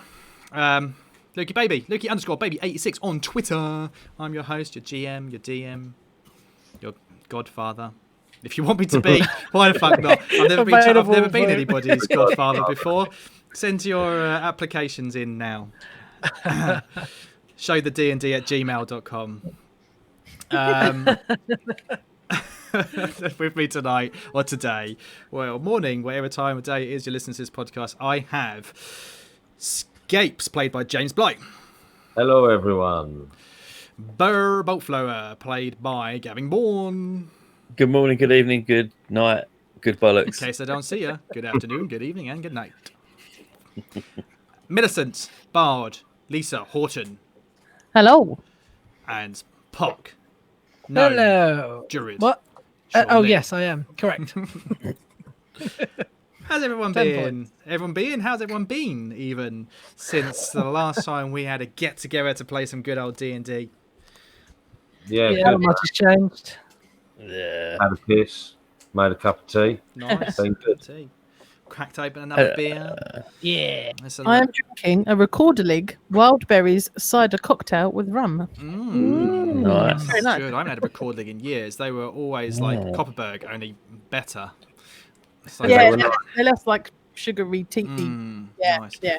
As always, still on me Audi own brand canned beers. This one's quite cool. It's got a really cool. So I don't know if anyone on the stream will be able to see it, but it's like got spaceships and stuff on it. It's called Ooh. Designed Odyssey for children. Lunar Lager. Apparently, is it a lager? Did alright. you get the citron sorted out, by the way? No, I didn't. No, I was going is to it mention that completely last fucked? step, actually. No, my car's fucked, yeah. So basically, I'm really annoyed because basically Shit. the whole story of this car is fucked in the beginning. I got it 2 years ago. I've had it for just 2 years. And when I got it, $3,000 we paid for it. And I've had no end of trouble. Luckily, I had a 6-month warranty and I had some bits and pieces done with it while I was in warranty. But the guy basically sold me a lemon. He was a fucking bastard. So if anybody's thinking about buying a car from I can't even remember what the place was called. I wish I could. They're near Norwich somewhere. Don't fucking do it. The guy's a fucking shirker. I feel like I've heard that word before, and I'm worried that it might be derogatory. Somewhat. So I do I apologise. think you're right, mate. It's shirkers, mate. Yeah. I'll put a beep in the Blake. podcast. Just make it sound worse. Yeah, I can't remember what it's Okay. called. Anyway, Yes. fucking anyway. If you're thinking Well, about the buying a dog car bastard. from an MOT garage and like stuff up near Norwich somewhere, then let us know and I'll let you know if it's the same place or not. There, but yeah, fucking wankers. And there's loads of stuff went wrong with it. And then like that they promised me, for example, when I got it, when I put the deposit down, that it had service history and that the water pump and cam belt had all been done recently. Then when I actually went and picked it up after it had been kind of prepared and we were just about to drive away, I was like, oh, we've got all of the paperwork, all the service documents. He was like, oh no, there isn't any. I was like, you literally told me that there was. And he was like, oh no, but it has all been done. I'm like, all right. And I knew instantly the water pump hadn't been done, because when we checked it, when we put the deposit down on it and we looked it over, the coolant was empty. I was like, and he's like, yeah, we'll get all that topped up. And then when I picked it up and got it home, the coolant was empty. So I was like, well, this doesn't make any sense. And I kept on topping it up, and I've been topping it up every month or so, and I knew it was a problem. I've had it's a diesel, and the Citroen cars have this depollution thing in there. I can't remember what it's called. I've had that replaced. I've had this special stuff, and that was like 800 quid at the time last year. Jesus. I've had the water pump done on it just last month. I've had a full service and MOT done it last month. There's been loads of stuff done on it. I've probably spent, like, MOTs and services always cost a couple hundred quid anyway on an old car, but like all in all, since I bought it for £3,000 2 years ago, I've probably spent another 1,500 quid on repairs on it. And then a service MOT last month. And then a couple of days ago, I was driving it around fine. And then the next morning, I think it was Sunday, I went and got into it just to go to McDonald's for breakfast. And gearbox faulty. It's a electronic manual, so it's got a manual gearbox, but there's no clutch. The computer changes all the gears for you, so it works like an automatic. Right. And then it's like a Ferrari race car. It's got paddle shifting on the column and stuff like that. It wouldn't go into automatic mode, it wouldn't go into manual mode, it wouldn't go into reverse, it just wouldn't do anything. And yeah, it looks like the gearbox or the clutch or the actuator is fucked. So we're looking at getting possibly a new car. I've sent it off to the garage that I use a garage in Colchester. I've got my breakdown team to take it to them, and they're going to look at it and see what it'll cost. So I'm paying for them to diagnose, which will probably cost me 50 quid. And if it's not too bad, I'll fix it. But if it's a whole clutch replacement, which is going to cost me near on the grand, then I'm just going to skip it. No, it's not. You can't pay fix it and ditch it. Well, that's what I was thinking as well. Like, if it's 500-600 quid, I'll get it fixed, and then what I'll do is then I'll look to sell it. Because if it is only 500 quid, I can probably sell it for about 1,200-1,500 quid, and then use that money for another car. Just mug it off onto someone else. This is it. Yeah. So we're driving around in my wife's little Volkswagen Polo, and we've got with a family of 5, and my 11-year-old son is the size of a 14-year-old. He's fucking huge, so he's trying to squeeze in the middle of this little car, and it means we haven't been able to take the dog out, because most days take the dog to either like a nearby lake or a forest or something. We haven't, so it all sucks. Don't buy French. This is it. Yeah. So I don't know what we're going to do. It's not. I'm not happy. So if anybody's got look for a decent Nissan. Nissan's a decent motors. Yeah, we need a big family car, so it needs to be either like a big estate. Like, we're looking at maybe like a Passat, like a Volkswagen Passat estate or something, or that. Yeah, German or Jap. Yeah. I've got a Toyota you can have if you want it. I was thinking about sending it for ages. It's a 5-seater, but it's massive. I get a whole band in it. Yeah. The thing is that with my 2 little ones still sit in seats, so they've got like, so then they're in seats, so they go in the left and right, and then that means that my biggest child has to sit in the middle. Now, when we were kids, there was no laws about car seats, so we didn't have any, and then the smallest kid sat in the middle. But unfortunately now you have to, and it's a good thing that we have car seats, safety first. But, my parents used to just throw me in the back of a van. I remember being roll around in that. Exactly, back of vans. 3 in the boot. In the boot, yeah. A couple of us. In the boot, yeah. But, many of the times I travelled in the back of a transit, getting smacked in the power tool. Yeah, I think we put a sofa in the back of my dad's transit once, and he fixed seatbelts to it though, which is like, so it's fine. But we drove up to Chester. I don't know if that is fine. I don't know if I want to be strapped into a sofa when we crash. Yeah. No. We used to go. Threw up everywhere. No, amazing. Anyway. Backwards in the dark. The good old days. So if anyone's got a decent big family car, preferably a 7-seater, then that'd be great. Let me know. And what I can say is my mum's got it's a disability car, but it is a Volkswagen, and it has, touchwood, been brilliant. So VW is not a bad shout. The problem is that I don't have enough disposable cash to get finance. So we do have like maybe £1,000 that we can scrape together. And then my dad said he's got 300 quid. My mum said she's got 300 quid. But like, I can't afford to go out and spend another 3, 5, 6 grand on a finance car. I certainly couldn't afford a brand new car. So we're looking at, again, bangers at around £1,000. And I said to my wife, like, the thing is, if we're going to spend £1,000 on a new car, who knows if that's going to be reliable? We could do that and then end up in the same situation or worse in another 6 months anyway. Yeah. Or you're stuck, couldn't you, really? When we're stuck. Yeah. Or I could spend £1,000 fixing this one. But like, I don't know. Rasta. Sucks. Get a Not get a what I bike. needed. Not what I needed. Get a I bike. think Scapes wants to kill stuff. So that's my life this week. Anything else? Anyone else done exciting?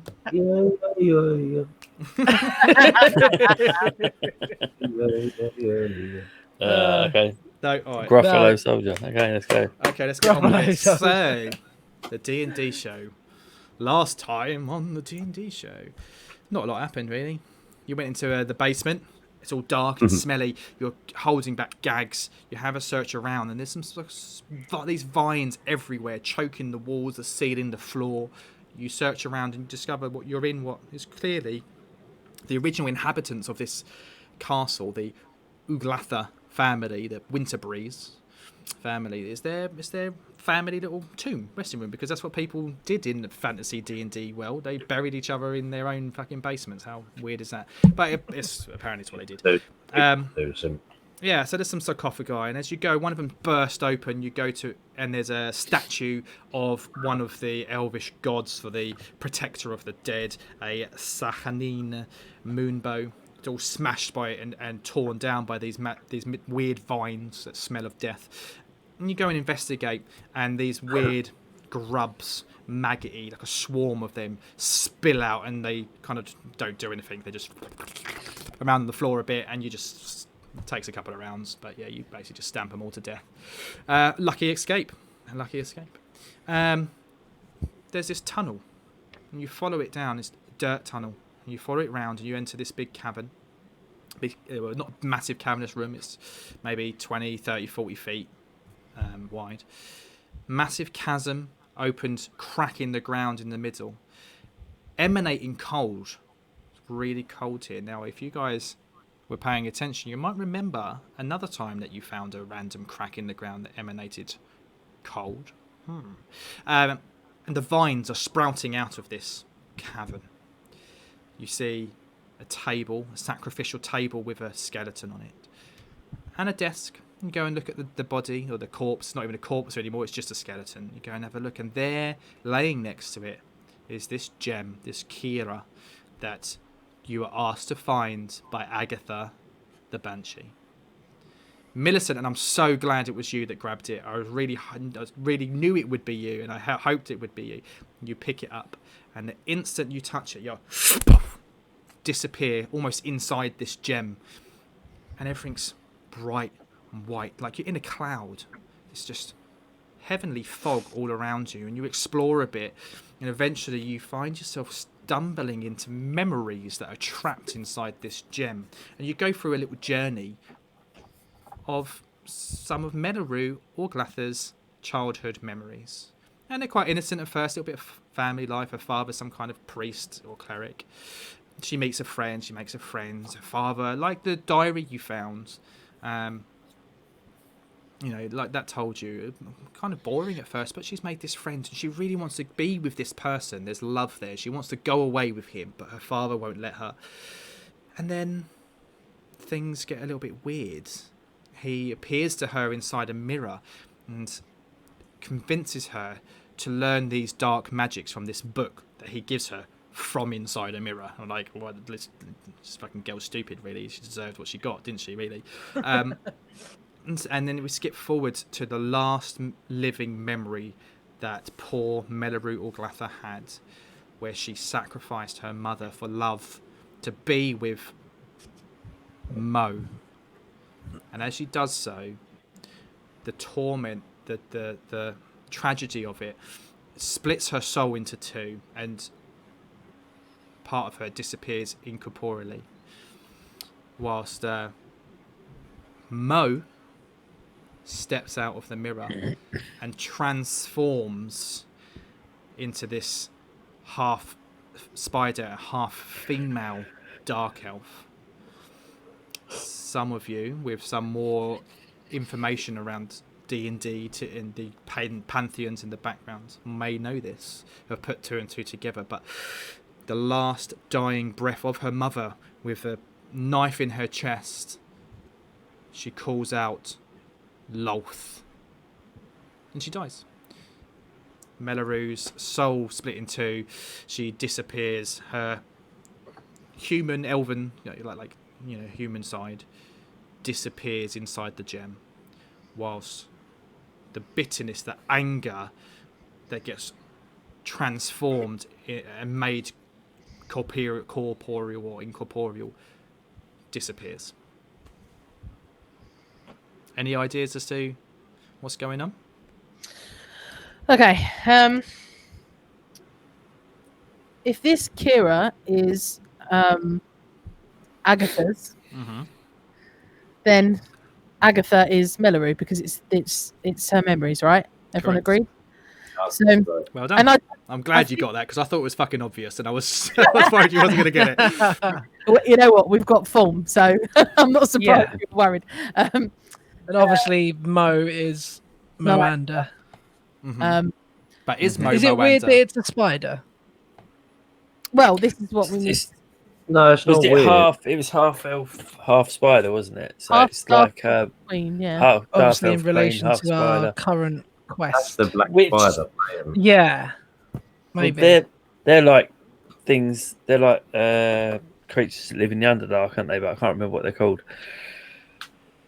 Am I out of the vision now? Yeah, so the last presume thing you- the last thing that happened after this vision, this memory faded, is you snap back to reality.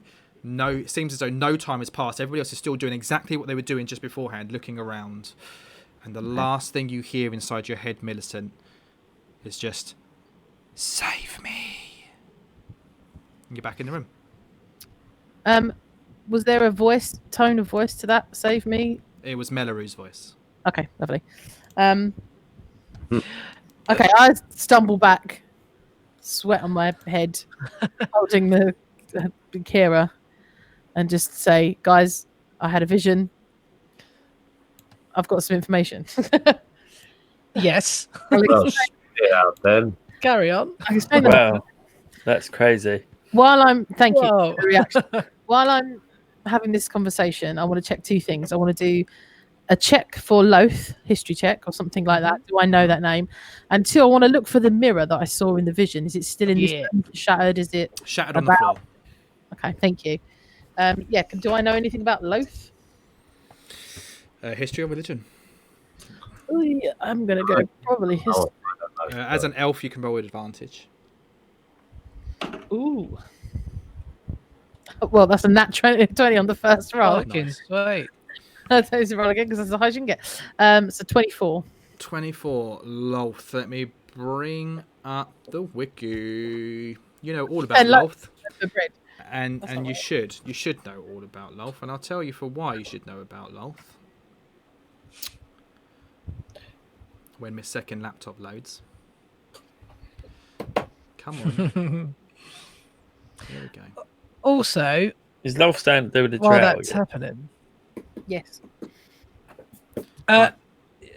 sorry, Luke said about the last time we experienced a hole in the ground with cold air coming from it. Mm-hmm. Can't for the life of me remember what that was. No, I couldn't And it- remember either. That's hurt my heart. Oh, heart attack. Oh, I can't think of when there was a hole in the ground on a map or big chasm in Thunder. the ground. Thunder Tree, maybe. Fell into it. It was cold. Oh, Fell into in the it. Red Brands. Yeah, the thing we all fell into it, the Red Brands thing, where we found the sword, and it spoke into my head. Millicent fell off the bridge. Yeah. Where the nothing was. Yeah, that was chilly, weren't it? That was cold. Unnaturally cold. I can't remember if at the time anybody did a detect magic. I think they did. Maybe. Loth was known as, and that's Lolth. According got it to right for this, once. it's pronounced Lauf as though it's spelled with an A. But why the fuck don't spell it with an A then? Why spell it with an O if you're going to pronounce it with an A? Fucking. Who This writes is how I this feel about shit? the other spelling of my name.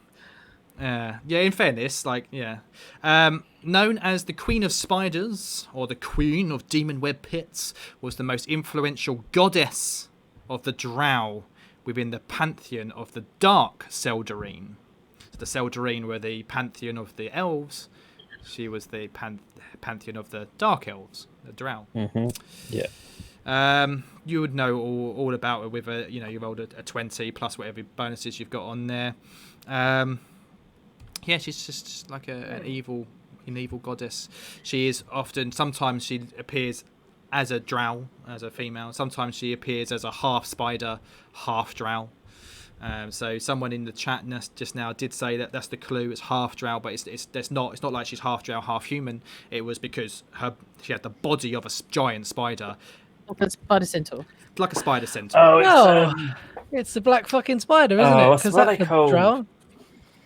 It's hard. Is it? I'm trying to remember this from the Jits books. I think they were called dryads. Is what you're thinking of? Oh, Driders. Driders, that's the one. Driders. Yeah, perhaps. Yeah, That's a bit it. like that. If you know what they are. like Yeah, that. there's no. I can't imagine a situation where Burr would put those two and twos together. But No, yeah. not me. I know. Out of character. So, are we thinking that this is the same spider of blackness that we are in search of? Because we know that the black spider is a drow. I'm not finished. Oh, Lolf's follower base is varied, mainly consists of drow, but also could be some other people, deep dragons, Dragloths, I don't know, never heard of them. She's also gained some just normal elven followers. You know, she's evil, so if you're an evil elf, maybe you're going to follow Lolth. However, the history books will tell you that once upon a time, she tried to gain more worshippers by assuming the aspect of Moanda, the deity of rot. Mm-hmm. That's it, I'm done. Okay. I'm scared to Feel interrupt. free. So it is Manda. The deity. Feel free to go to Forgotten Realms wiki and look her up. There's nothing in there that's going to break this game at all. You feel free to have a look at that. So as far as just a question for my history check, would I have an idea of potentially how powerful Lolth is? Obviously, she's not Moanda. She's not a deity. She's a fake. No. Lolth is a god. She is a deity. Oh fuck! She is Oh, fuck. the queen of the evil elven gods. So I'm Absolutely. So what you'd know from that check is basically she after Moanda moonlighted. after Moanda died and his followers were left without God, she's a god. She can change her appearance, so she would would assume his image and then control them through herself and pretend to be Moanda. One thing that you know, because you rolled really, really well, and now all these pieces are starting to go together in your head and you're remembering some stuff that maybe, I don't know, your mum or your dad, or whichever was your elven patronage comes from, has possibly taught you about your own, that side of the family's history and stuff, is that Moanda he used to get enjoyment, and Lolth would get enjoyment out of corrupting elves. It's what they did for kicks, for shits and giggles. So, Lolth basically has pretended to be Moanda to give Meralue the idea of, through love, she's corrupted her, but look, if you do this and you create a seed of Moanda and you do all this, we can be together, you and I, me being Mo, secretly Moanda, but then actually it was just all a fucking game to her, just because she was bored, and she just, her father was presumably a man of great importance in the elven community that was around here several thousand years ago, and it was just all just to fuck him up. The reasons, what reason, you'll never know, but it sounds evil. like from what your parent, your elven parent, probably told you. It sounds like the kind of shit. You were probably the boogeyman when you were a kid. You watch out for Lolth. Lolth will get you. And now it all makes sense. So, if I'm correct in piecing a few bits of information together, do we have hints at how to defeat the black spider from what we know of how to get rid of Moanda in terms of the fight cold with fire and magic? I don't think you understand the gravity of the situation, Pock. Right, okay. Lolth is a god. Oh, fuck. Okay, right, I That's see. why I was repeatedly saying, oh fuck, oh fuck, oh fuck, oh fuck. So the black spider is a guise, so to speak. The black spider is a pen name, I think. She moonlights. Let's look at the facts. We know that the black spider is recruiting from the Underdark. Yeah. And as I'm saying that, I'm going to go over to the chasm, just have a peek over and see how deep it is, if we can. Yeah, I was thinking about throwing something down there. Just some light on that situation. Like, droop. Throw a droop down there. Hey guys, I'm standing here with my torch. Throw it down, droop. Have we got any rope? Can we lower Droop down there? So You'd have basically, I've got a thorn whip. Kinky. I mean, yeah, you could drop something down there. You can drop a torch down there. A torch would be good because we'll have a visual and audible depth Yeah. gauge. Let's just see that there's nothing coming up to fight us really quick. Down. Should we do that last? Let's get everything we want first, and Well, I'm then going to I think, yeah, look down the big scary hole. my next job or next thing I was going to do was give that information to Scapes and discuss with him. You know, yes, she did bad things, but Agatha is Meralue, and I think she regrets all of those decisions. She was tricked, and I think bringing her back with her memories will hopefully break her from her banshee chains or whatever. I don't really know anything about this shit. This is your realm, dude. Well, I'm gonna. I think we need to lay this body to rest properly. So this will be.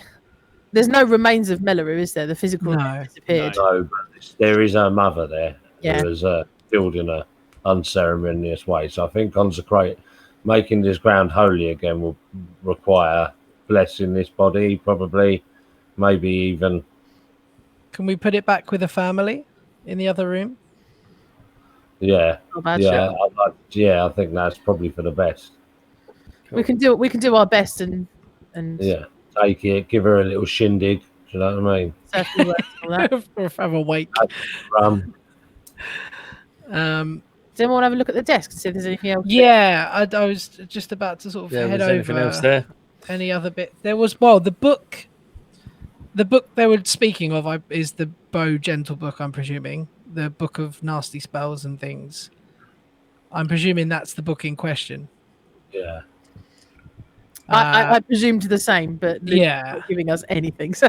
No, I think we go with the fact that Wait, book, hold on. Who's asking us about Bo Gentle's book, Sister Gariel? Sister Gariel. Yeah, Gariel, yeah. Whoa. Is she now fucking... Oh. Are we doing that thing where we're suspicious of everybody, or is she genuinely a fucking problem? I think we'll find out if Gundren's alive or not, don't we, really, when we get back? That book would be a very powerful book. Let's look for the book. Is the book here? There is... There's no book. No, I was debating making you roll. There's no book. If you go, give me a who's looking and who's looking where, because there is that desk. I would like to look at the table. Give me a perception or just perception's fine. Sure. Don't want not an investigation. No, because there's nothing really. It's just like a table. It's very beautiful. This map is fantastic, Lucaru. Thank you so much. Yeah, so he's done a fantastic job, and he's made that desk look all brand new and there's stuff on it. But thank you. It's for old and dusty and stuff. I rolled an 11. Okay. And I can't cast guidance on myself, can I? Read the spell description. Can you? Can you not? Its range is a touch. You touch a willing creature. Okay. I am willing. Are you willing, and can you touch yourself? I can. Yes. I've already rolled the d4 and it landed on a 4. Okay. So it's you have to roll a d4 to add the number to the ability check. I rolled it before I asked you. Do you want me to roll it again? So no, that's fine. Guidance. You touch one willing creature. Yeah, you can touch yourself. There is no rule at all that says you can't touch yourself. It works for all of us. Even like invisibility reads that way. You touch one willing I'll be creature. back in 2 minutes. Yeah, no worries. And you can roll the die before or after making a ability check. That's fine. I mean, again, There's no reason why you can't do that. You're not cheating at all because it's a Okay. cantrip as well, isn't it? So Yeah. It just seemed a bit borderline that I can do it to myself. no, not at all. Because like I said, a lot of spells read that way, like invisibility and stuff like that. All read that way. Like even the healing spells read that way. You touch a willing creature, but you can touch yourself. It's fine. Okay, cool. So you've gone over there probably like, because you're quite peculiar, Pock, aren't you? So you're probably like, oh, and you're what can I so you'll touch yourself, have a little cheeky wank, have a little rearrange your ball sack, stick your finger up your bum. I don't know. It was a 15 in It's total. a 15. So basically, there is the remnants of a book. The leather-bound casing is still there, and you're ever so careful. You open it to look at it, and as you open it, so the pages start crumbling. You're like, oh fuck! All that's really left as it all crumbles to dust. But the very last page, because you don't lift the whole book, do you? As you lift it, the back cover stays there. The very last page reads: Explodes. make a dexterity saving throw. Paper cuts. Roll 1d2.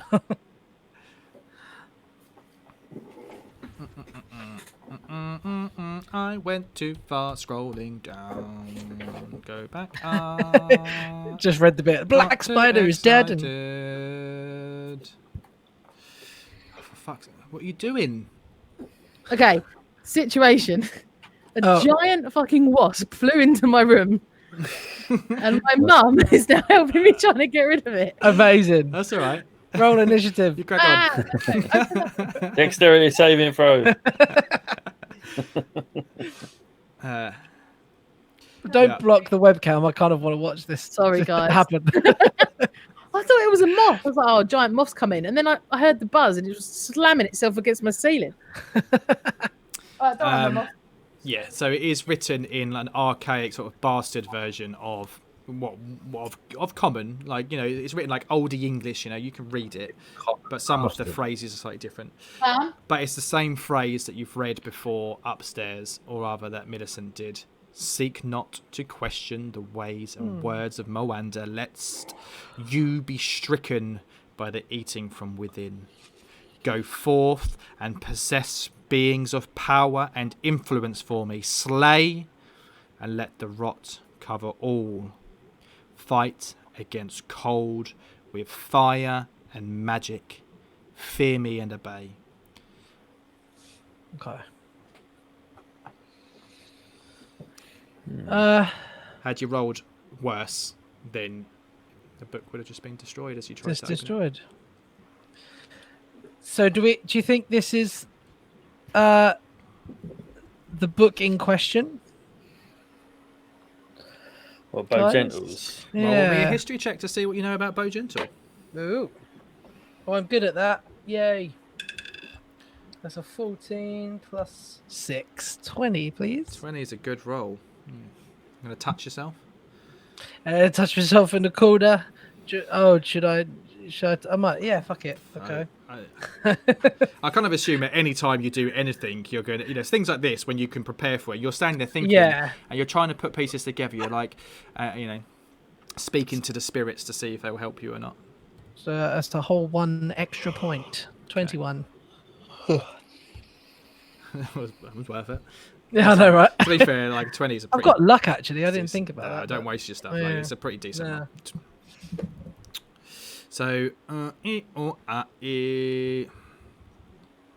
basically, Bo Gentle, I'm going to have to try and... I wasn't prepared for this, so I'm just going to scan the wiki as I go through. Bo Gentle of Silvery Moon was a legendary wizard. Silver Moon, you would know, absolutely. It's way to the west, like past Tribor, past the woods, past the sea of something. And Westness. it's like a town full of wizards and elves and high magic and stuff like that. Legendary wizard from a long time ago. He was born, it says here, 1034 DR, which was like nearly 500 years ago, like 450 years ago or something. Basically, he's just a really famous wizard, but any history, you would know about him. All of the stories and everything about him is good. He was a good guy. Doesn't make sense to you that he would be kind of getting involved in anything like this at all. There's stories about him slaying Rorgok, the black dragon, with magic pilfered from the worm's own treasure hoard. These are famous stories. Then more other stories about plundering well-guarded tomb of the Wizard King. Another one when he teased a red dragon by matching its flame breath with his own fire magic before going on to defeat it. And when he helped found the Abbey of Saint Eleric after Eleric himself saved Bowgentle's life. Everything about him is good. He was a force for good. After bequeathing his final magical work, which would eventually be bound into Bowgentle's book, he bequeathed it to the School of Wonder. He travelled south to live out his waning years with the elves of Shilmista. Apparently, he died. Reported to have died when he fell from a mountain path in a snowstorm in the west of the Snowflake Mountains in 1241 DR. So he lived to a good old fucking age, 200 and something. But yeah, like, what you know about him is all good. You can't imagine why Bowgentle's spellbook would be anything to do with Moanda at all. Plus, the time frame doesn't match up. This stuff with Meralue was happening a good 1,000-2,000 years ago. He's only, whatever I said, 300-400 years ago.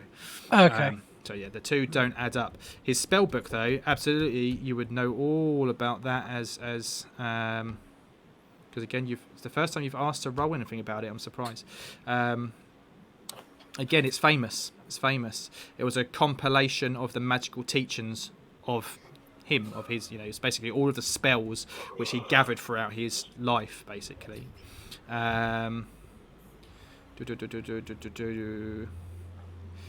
Okay, so we can relax about Sister Gariel then. That's not a threat we didn't see. Okay. Cool. Did you hear that, Lisa, about the last page of the book I found on the table? Cool. I've had to relocate. I may never be able to go back in my room ever again. Amazing. Oh my God, how funny. Oh, what's great as well is that you now have on the stream me calling for my mother at 33 years old. Mom, guys, fuck me. I'm 34 in like a month. It's horrible, isn't it? In a month.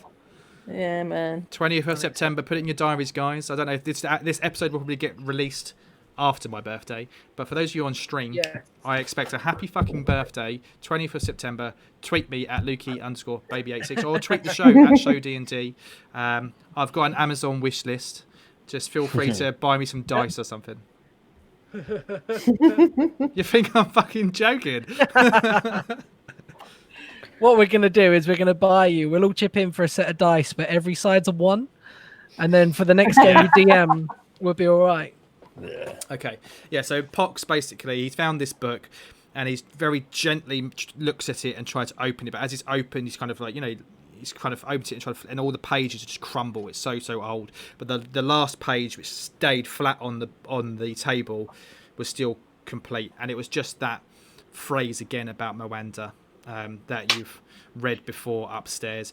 You do have access to it in your journal on Roll20 if you want to read it again. Okay. And then he rolled a history check about Bowgentle. And what did you discover, Pock? I mean, you actually sat and thought about Bowgentle for a second. Oh, okay. Yeah. So he was a good guy. And the timing's off, right? Yeah, so it's got fuck all to do with anything. Good. Well, that's something. At least Sister Gariel isn't a threat. Yeah. Has anyone managed to check the chasm? No, not yet. Are we going to chuck a torch down there? I want to put some fire in it. Why don't you throw a produced flame down there? See what happens. Yeah? It'll go out. Fight cold with... Will something come up there? Just right. Yeah, okay, right. Fuck it. Produce flame down there. Okay, so do you just drop it or do you throw it with a bit of force? I'm gonna every single bit of my 10 strength going behind the produced flame down into the chasm. Okay. You don't need to roll anything. You throw this down into the chasm, and as it goes down, you see it doesn't actually travel that far before, and you see it travel down, and the whole bottom, probably about 50. It's hard to tell, 50 foot, maybe more. Far enough that you'd be worried if you were to fall down there, you'd probably die. It's just choked with these vines, and as it hits, it sparks. It's flammable, and these flames, they just start burning and burning, and all of these vines start burning and burning all the way up. It's traveling so quickly, like a fuse. And the flames, it's in the room. The room is filling with smoke. It smells almost toxic. Everybody roll me a Constitution saving throw. Shit! Sorry, guys, run away! Or, yeah. 16. Nice. Constitution saving throw. That is on my left-hand side, yeah? Yep. The plus 2, 5. But can I use inspiration to roll it again? Absolutely you can. Dirty 20 for me. Sake. Oh, 2. fuck's sake. Can I use inspiration again? Because I still got inspiration. I'm just pissing my luck points away as well. Inspiration, you either have it or you don't have it. You can't have it more than once. Right, okay. My inspiration would have run out, and mine's a D6. Yeah, the bardic inspiration is an extra D6. Right. Only lasts 10 minutes, and it would have gone by now. Okay, So my inspiration's gone. I rolled a 2, so I've got like shit. What's 4. the inspiration to add to it? Sorry. If you've got the inspiration I've given you, it's just advantage. You can roll again and take the better result. Need a quick ruling on it. I know that I'm massively slowing this down. I rolled a 6. Yep. Used my luck point to roll again. Okay. I rolled an 8. Now I would like to do something. I can either burn another luck point and roll again, or inspiration. There's lots of layers going on here. See if or do you want to take the 8? Compendium about luck. I don't want to slow it down. Sorry. It's a feat. Let me see. Luck is roll additional d20 after the dice roll before the outcome is determined. But yeah, okay. And that's basically what inspiration does as well. I don't see any reason why you couldn't use inspiration too. Yeah, go for it. Okay, so I roll a third d20. And roll a 7. Fuck's sake. 7 or an 8. Which either one? I presume they have the same mucking outcome. Okay, so Millicent got a Shitty 20. Sorry. 5. Burr's a 5. Pox less than 10 as well. Scape's got 16. So Scapes and Millicent, you're fine. You manage to kind of stuffle it, but you're not, you're not breathing in too much fumes. Pock and Burr, you're struggling to breathe, and you are going to take a small amount of damage from the smoke. 3 points of damage each. As you're choking on these fumes, but then you manage to quickly cover your mouth before you do so. These flames spread, and you can see in the bottom right corner, the southeast corner of this room, where on the map you can see all of these vines are burning and burning and burning, revealing a passage. Ooh. Not so bad. And is it Looks just like the flames burning, nothing else is catching? No, it's just like a fuse, like it's just wafting up. But this currently, this pathway is just choked in flames. But it's as fast as it's going up, it's also going out. It's like, like a, you know what I mean? wick. You squirt, like a dynamite fuse. yeah, Mhm. it's releasing some gas.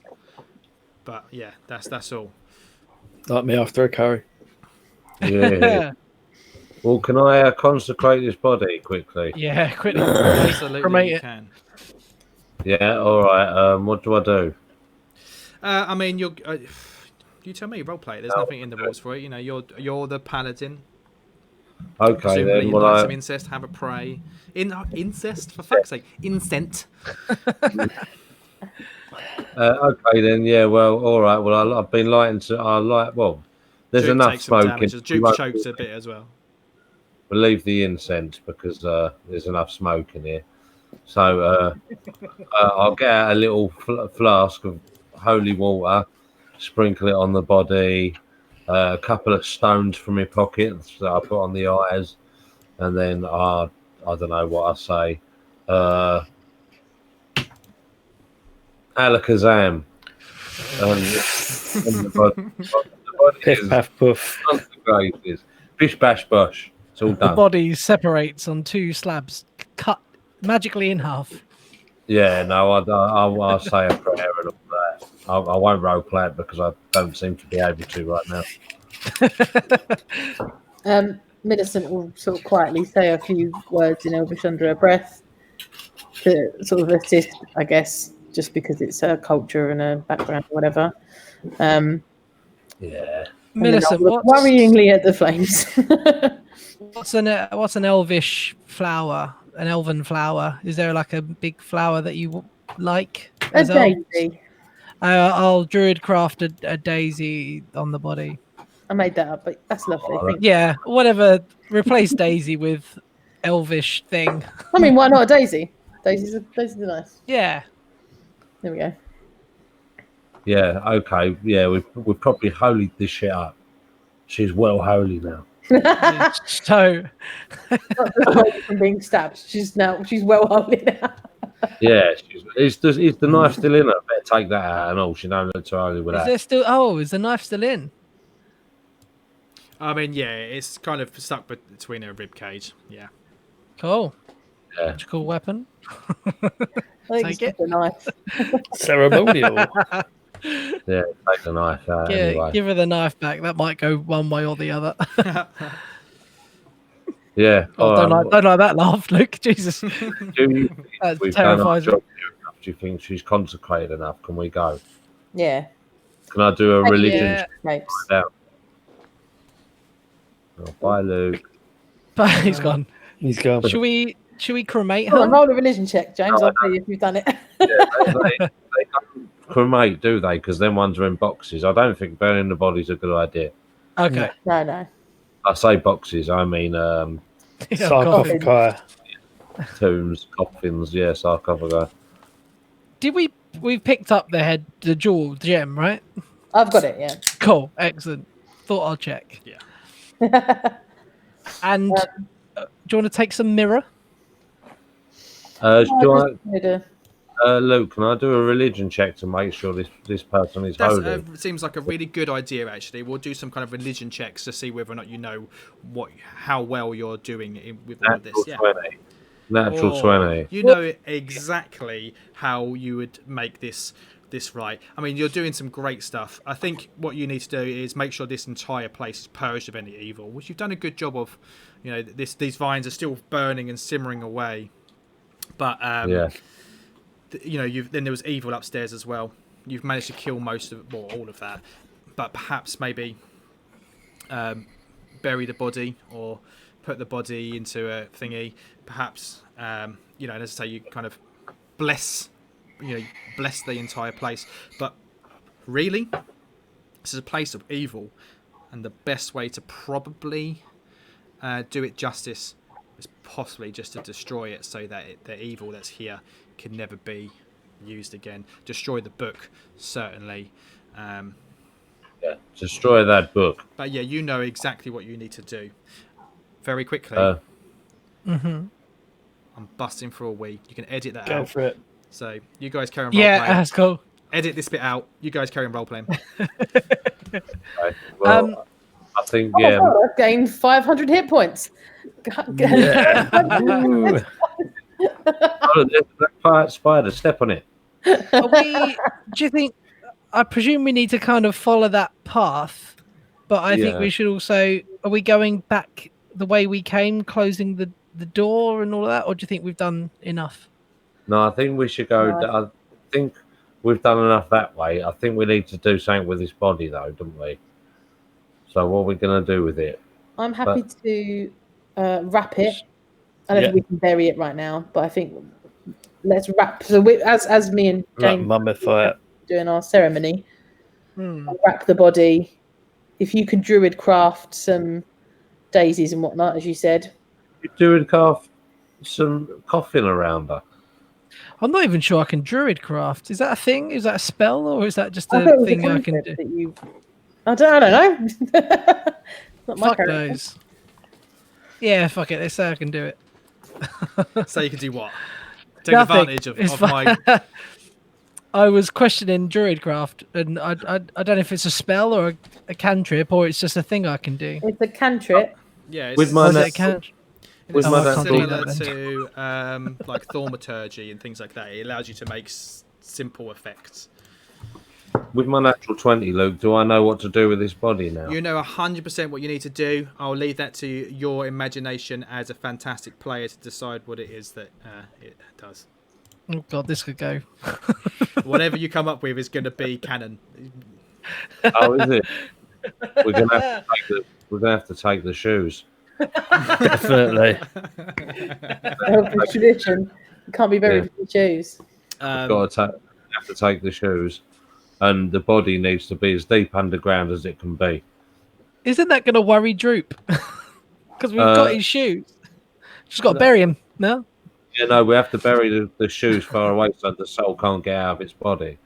We need to bury it as deep as we can, so probably down there is a good idea. Yeah. And then we need to bury the shoes in the highest place we can, like bury them at the top of a tree or something. Excellent. Let's do that. That's it, in a cloud if we So can. we're lobbing the body down the chasm. Taking Yeah, but solemnly, you all have to stand on one leg with your head down. You have to hit to rub your belly. This is becoming like a Mason's event. No, this is totally legit, honestly. I mean, with that role, I believe you 1,000%. So Yeah. I'm on one knee, weeping slightly at your words. Yeah, and I say like, Lower the body into the chasm. no, yeah, we don't lower him. I'll kick it in. Of course, the ceremonial death kick. Of course. Kicking. Yeah. Ammonius, Demandius, Aronicus, Baronicus, dead. Bibbidi Ah. boppity boo. Yeah, bish bash bosh. Right, let's go. That was a. I just go over to I know, Escapes and be like, yeah. that was a beautiful service, Escapes. Thank you. Cool. Right, let's take these shoes to a tree. Right now, yeah, we can get on with it now. Put the shoes in. Put the shoes in a sack of holding for now. Yeah. Well, next time we're up a mountain. Shoes. Yeah. What, can you continue? Can you produce flames at a cantrip? Yeah, should I just keep? Yeah, because Burning through the vibe? Droop's got a thingy, isn't he? A torch. Yeah, I say because otherwise Scapes can't see. Yeah. Yeah, I'm thinking more trying to clear this path out with the vine. Yeah. Trying to kind Yeah, of so the keep- vines are basically they're all burning and simmering away, and it's all it's basically gone now. Cool. Shall we take the little peek? Yeah, I mean, definitely. absolutely. A little gander. Have a little goosey. Who's going for? Should I lead? Should I? I don't know. Should we send up armor class in front or flames? I mean, always. Send Droop first. Droop? Drew, we've got Troop your back. escapes, then we'll follow. Well, I mean, like, yeah, I've got the torch. It makes I've got control now, Drew. Listen, you're going first. okay. Yeah, Roger. Don't worry, we're right behind you, honestly. Quick, guys, run. And I can see something. As you go through this tunnel, and the light fills the room, you see that it leads you back into the original room with the staircase that was that you came down, covered in vines. Before you, stumbling towards the staircase, confused, not really sure what's going on. There's another door. Oh, my screen just went mental. Yeah, so did mine. No, it's an See. undead. Doesn't look quite like that, but it's the best I could do. It's pretty. You see this shambling zombie mummified corpse walking, covered, wrapped in vines. Can't tell if it's a person or was a person, or if once upon a or if it is just plant. It's going to be one of my Anders From followers, its isn't it? head the shape that you expect to be its head. You can still see bits of flesh, bits of So it's bone, undead. and Is coming it? out of its ear is this Oh, flower. yeah. Yeah, fucking One of that. Miranda's followers. Does that class as undead, Luke? Don't know, does it? Yeah. Yeah. Do we have to roll? Okay, I'd like to do a sense undead then. It turns as you come stumbling, and the light fills its room, and it's just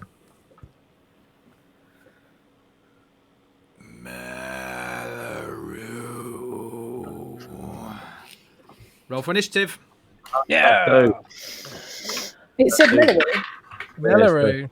it's the dude, her mate. Is it Dad? Is Mo. No. Wait. Fuck those. Oh, God, the shit rolls.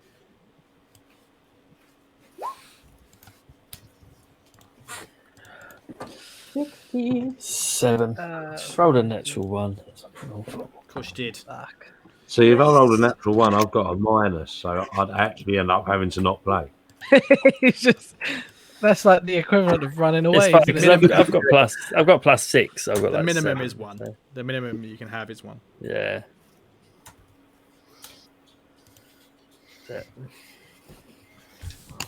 I ain't afraid of no ghosts. Just wait for a droopy boy. Is this land now easier to walk through that the vines are dead? Oh yeah, Yeah, yeah, absolutely, yeah. So it's squelchy, kind of like tar, sticky. So no, it's still difficult terrain. Oh, bark! Bless you. Bless you, dog. Wasn't my dog for once.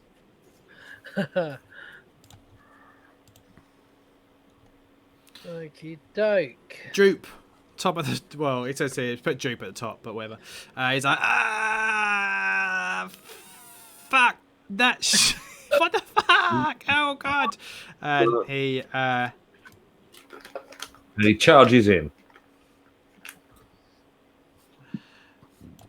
and he runs up there. There we go. In fact, yeah, he does that. That's exactly what he does. Millicent. He runs, so he runs in, sees this monster, and he's like, fuck! And he runs up north, heading back towards the sarcophagi. Okay. I'm going to take my 10, 15, 20, 30 feet movement to there. Half speed. Difficult terrain. Sugar. Okay, where was I? There. There. Well, Just go back 3 scares. so I'm basically. Can I get to the the mouth of it there? Yeah, I'll allow it. Probably, yeah, about there or there. Yeah, fine. I've got line of sight, right? Mhm. What the fuck am I doing?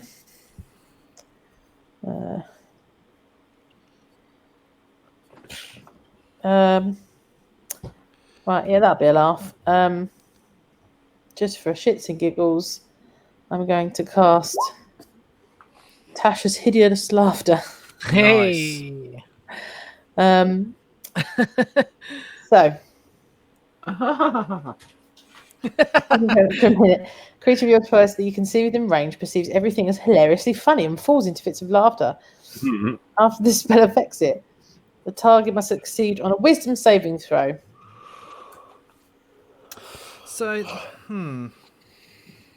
I want to check something because I thought this earlier on when you cast a spell on the rock grubs, right? Now, if a creature is immune to certain things, like for example, being charmed, to me, this is a charm-like effect. Like, I'm just curious. It's wisdom based, not charisma based. So that's my argument against. But I'm gonna do a little Google very, very quickly, see if there is anything about that. finds things hilarious. Yes. 5.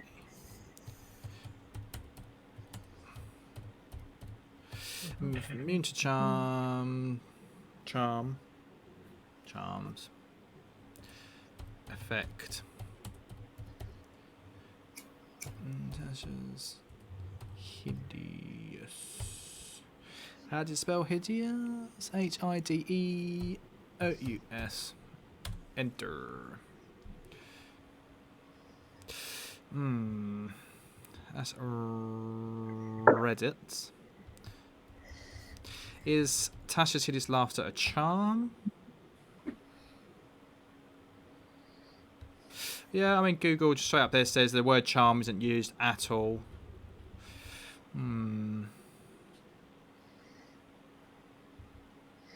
So another My thing I've understanding is that found- if it's intelligent or wise enough as a creature to find things funny, Yeah, like it might not work on a cow. I don't know. good old Jeremy Crawford. Here we go. He wrote the fucking game. Let's see what he has to say. On the matter. Tasha's hideous laughter works on any creature that has an intelligence of 5 or more. As for what skeletons laugh at, it's zombies. Skeletons think they're stinky, ridiculous slobs and laugh silently at them. Yeah, so enchantment works such as Tasha's hideous laughter on an ogre skeleton. Does it work? What would make a skeleton laugh? Okay, yeah. So, yeah, he says it. Yes, okay. So it doesn't specifically specify in the spell that it is a charm, so therefore it works. It may work. May work. Yeah. What's the DC that I have to beat? 13. Charisma. Wisdom. Wisdom. I have to beat a 13 wisdom.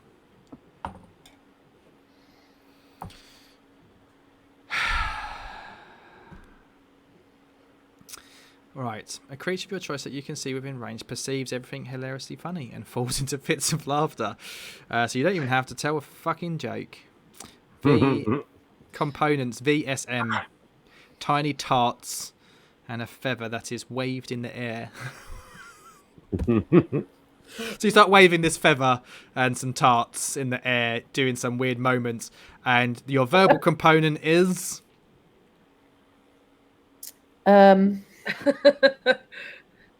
of the only jokes I can think of are from Panto, and I'm not saying any of those.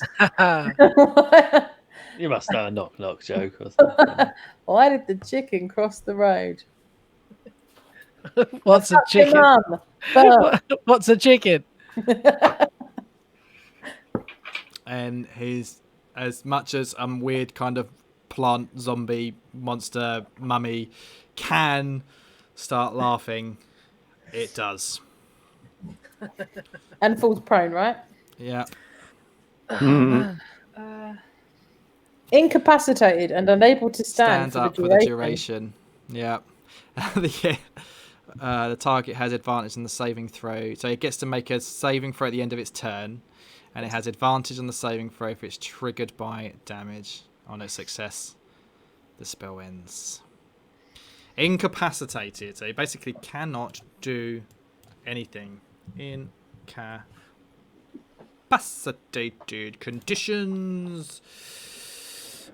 An incapacitated creature can't take actions or reactions. So it's prone. So it can move. But, yeah. But it has to roll around on the floor laughing. Rolling around on the floor laughing. It has to ruffle. It has no choice. Yes. It's bullshit. That's some. And the thing is, grade I A imagine bullshit the guys are medicine. going to hit it. Let's play and Pathfinder. I'm it. fairly certain that shit wouldn't work in that. Fucking nonsense. No, it's a good move. I've read it mummy. before. What's a mummy? You can't have fucking mummy fucking bullshit. If it's intelligent enough to say Mellaroo, then it's intelligent enough to find shit funny. Yeah. Shh. They've got great Don't senses of question humour. my wisdom. Everyone knows. I would never question you, DM. And the thing is, it's one of those things where these guys are probably going to wail on it now, and it will get a saving throw, and it'll be fine. But it knocks it on the floor for a turn, I guess. This is it. Next up, And the fan art would be great. Pot. What are you doing, mate? 30 feet that I can reach, can't I? 15, difficult terrain. Without movement, sorry, in terms of spell. Okay, yeah.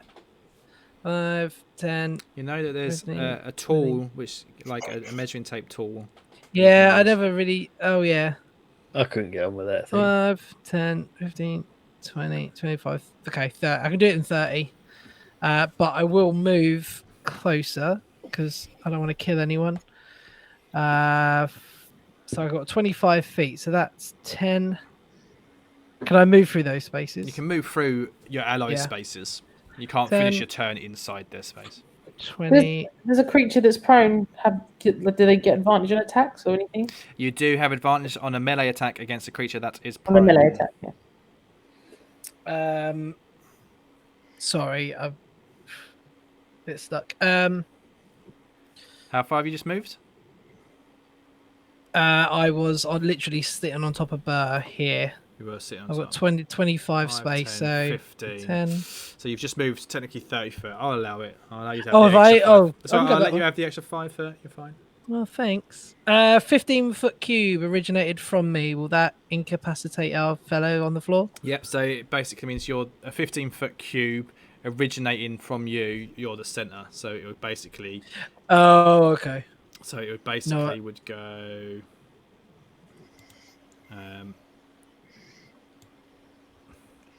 You're all right. You'd go like that. You can't see that, but that's what it would do. Yeah. Cool. Excellent. So it As long basically as I goes 5 feet around you. So it would be this. This would be the one corner Oh. there. Then it would be that corner, and then that corner, and that corner. Well, in So it that won't reach case, him. never mind. I'm going to use produce flame at him because I've got fuck all else to do. Okay. Sorry. Waste of time. Advantage? You cast produce flame. Yes. That's your action. And then next round you can throw it. Ah, fucking stupid. One action to pissing cast, one action to throw. Motherfucker. All right. You sure? Got something else that you'd do instead? Oh, yeah, fuck it. I'll use my short bow. Can I do that then? I'll allow you to use your shoot bolt Okay, instead. yeah. Waffles Maple Lovely. Syrup, welcome to the chat. Thank you. I also saw another streamer that we connect with on Twitter as well earlier on. Alid's something. She's a gaming variety streamer. If you're still here, hello. Natural 20 to hit. Fuck off. Yeah, boy. And This is the a boss. 1d6. This is my boss. I've been planning this. Oh, really? Oh, it's a Leave- 1d6 plus 2, and I rolled a 1, so it's 3 piercing damage, please. But you rolled a nat 20, yeah? That was the attack, though. Not. Oh, Yeah. yeah. Oh, yeah. Shit, yeah, I did, yeah. So your bow does a d6, so you're going to do 6 plus the 3 for 9 sweet. points of damage. Cool. Okay. All right. Okay. So. Done. Next up, it's its turn. So, a creature of your choice. I'm saying everything is hilariously funny. He's making this strange noise. You're not quite.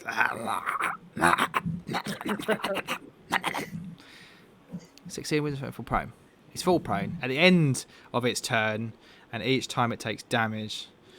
Oh, so he gets to make another saving throw because he just took damage. So It does. I rolled a 19.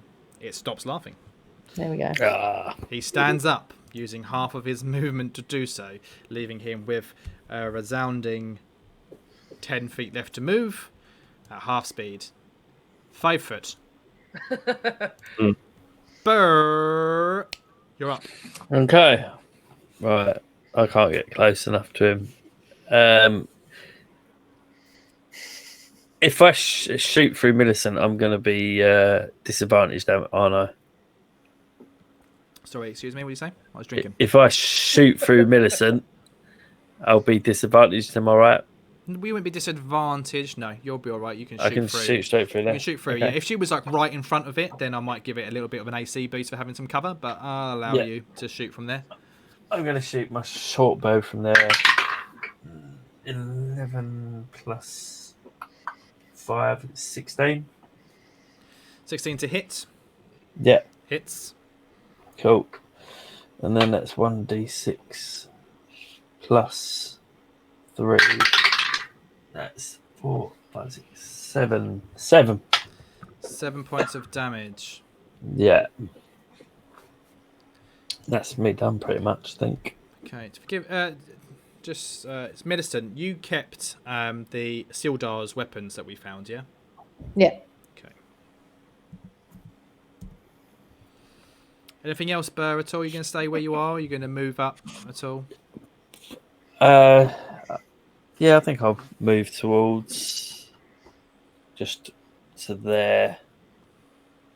That'll do for now. Yeah.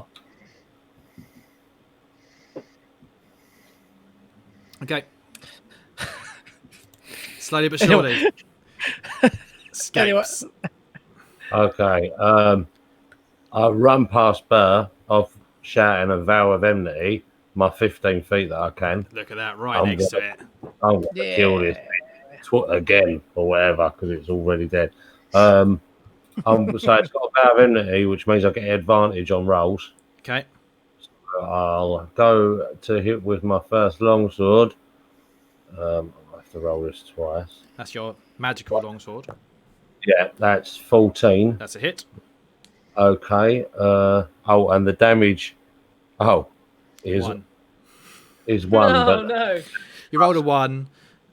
That doesn't even One. make sense because it hasn't added. So it's a roll of 1, but it hasn't added your modifier. So 5. I think you've. That's 6. Yeah.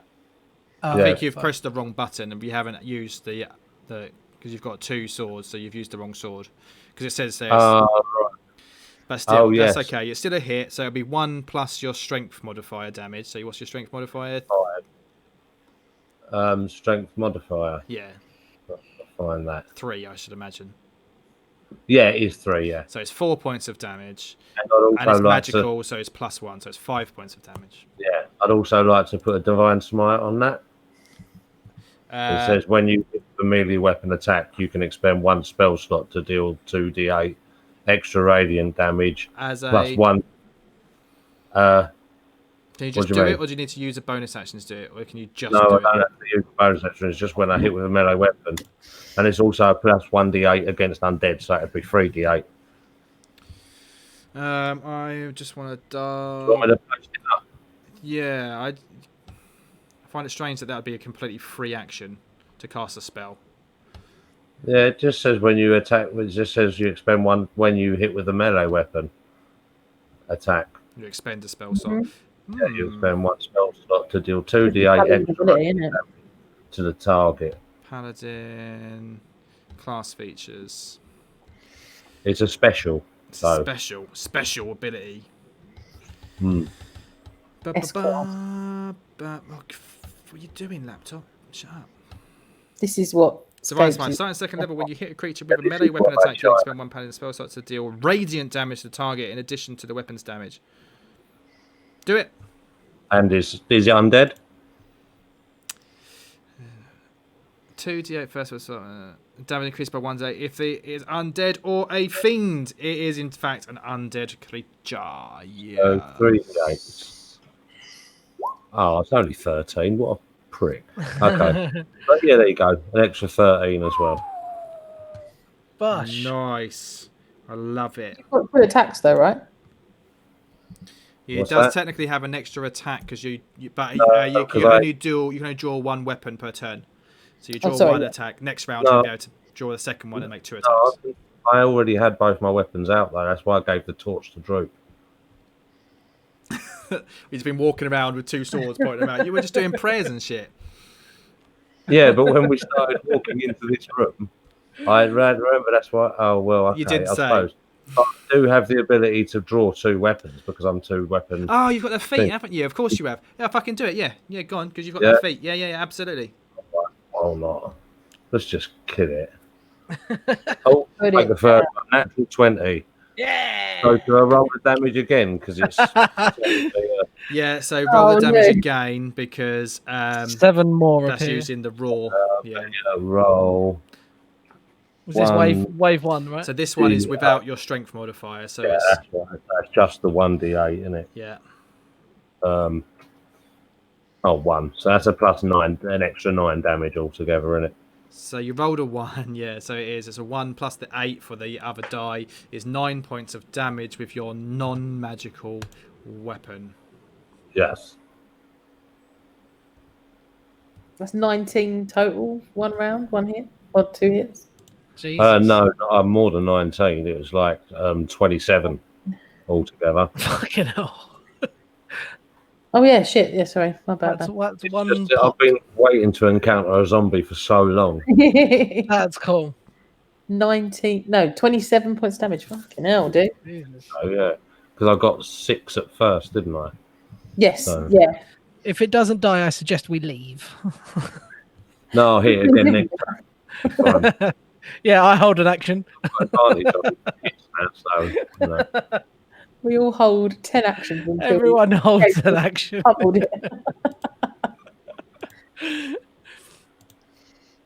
Oh, Luke's adding like a fucking horde of undead. He's like, fuck you lot. You hear lots of thumping coming from upstairs. No, so Droop drops the torch on the floor. And then runs and hides. Oh, didn't I kill it with No. all my damage? No, you did not. That's the boss dude. Still there standing. Droop. It's gonna fucking go up, mate. Millicent. Oh, aren't they already burnt? Pardon? Not these ones. These ones aren't on fire yet, are they? These vines. These vines are all burning or have all burnt out and kind of melted down into some kind of sludge. Oh, perfect. Okay. Which is why it's difficult, because it's kind of slippery, it's sludgy. Millicent, you're up. So I've got 15 feet of movement for difficult terrain, right? Ooh. Yeah. So that's as far as I can get. So I can't get to the other side, but that's fine. I'm gonna attack with with Sildar's sword. I don't know if that's relevant, but that's what I'm going to attack with. Okay. That's what you asked me earlier, but well, you know, he is dead. Or is he? Attack. You What have I miss. got? Oh, that's 7. A 7's just a miss, I'm afraid. and I'll just be readying my other weapon for the next round. Pock. If I was to switch weapons, that's an action, isn't it? Essentially, it depends whether you want to stow away the weapon or whether you want to drop it on the floor. You can just drop something, it's free, it doesn't take any effort. If you want to put it away back in its scabbard or whatever, then, or, you know, safely, then it's technically an action. It's kind of ridiculous, but... Can I quickly check with you? You know my feather quarterstaff? Mm-hmm. I believe it does more damage than I thought it did. Yeah, I told you it was +1. It was a +1. Does it do anything else? Because I've read of a similar weapon, but I don't know if that's this game or something. Is it just what it is? Shouldn't be looking stuff up online in metagaming, Sean. It's a +1 course. I thought that's what it. I don't know. Sorry. Okay. What do you think it is? Well, no. I found a feather staff because I was like, oh, what does this do? I didn't really sort of take into account that was metagaming. Sorry. And it just, the one that I found, which is called feather staff, and it's light. It's this similar description to what you gave me. Mm-hmm. It says it does an additional 1d6 bludgeoning damage because I hold it for 2 ends or something. Yeah, that'd be handy, wouldn't it? That will be lovely, wouldn't it? It's lovely. I'm going to produce flame. No, I'll take another shot with my bow and arrow, please. Okay. I'm not too close for that, am I? No, you're fine. Mechanics for it. 18. Ooh, that's a hit. Something, whatever else. That's fine. And it's 1d6 plus 2. That's a 5, 6, 7 piercing damage. 7 piercing damage. Okay. Yeah, You guys got off lucky last time because I just realised that there's something it could have actually have done to one of you last time that I forgot and didn't do. Never mind. Shit. Do you have anything else for us at all, Pock? You want to maybe take No. a step backwards or anything like that, just in case? You're going to stay there? You're very close. Fucking. Can Burr get in or not? Would I know? I mean, he could walk round through you. Yeah, there's space there at the moment. But I mean, do you want to stay so close to it, knowing that it might shamble its way towards you? I'm gonna go Using a one bow, back. You want to keep? Okay. Just gonna pop back to here, Yeah, please, 5 just to steps. give. 5 feet. bit of space for. Well, that's good as getting- well, because if it tries to get near you, it'll be flanked. Okay. So that's a good, Okay. that's good tactical move. Okay. Scapes, can you please make me a saving throw? Which one? Wisdom. All of them. Probably quite good for you, isn't it? 7. Oh, thank fuck for that. Woo! The creature looks at you as it shambles towards you. You are suddenly overcome with fear as you take on the frightened condition. No. What did you roll? 7. Oh, you're lucky. Because if you'd failed to save by a bit more, would have been worse. But you are frightened, so you cannot willingly move closer towards the creature. I believe attacks against it for your attack against it would also have disadvantage. But I already have advantage, so does that mean it just cancels out? Yeah. Mm. Frightened creature, I'm just bringing that up now. Frightened creature has disadvantage on ability checks and attack rolls while the source of its fear is within the line of sight, and you cannot willingly move closer to the source of its fear. So yeah. And as you're already close enough to it, it's then going to attack you. No. So it doesn't get advantage against you, which is a shame. I hoped that it would, but it doesn't. You're evil. Oh shit, I just threw a dice on the floor. Oh mate. I threw it on the floor by accident and it landed on 18, plus its modifier would have smashed you, but I'm not going to count. That's off the table. Off the table.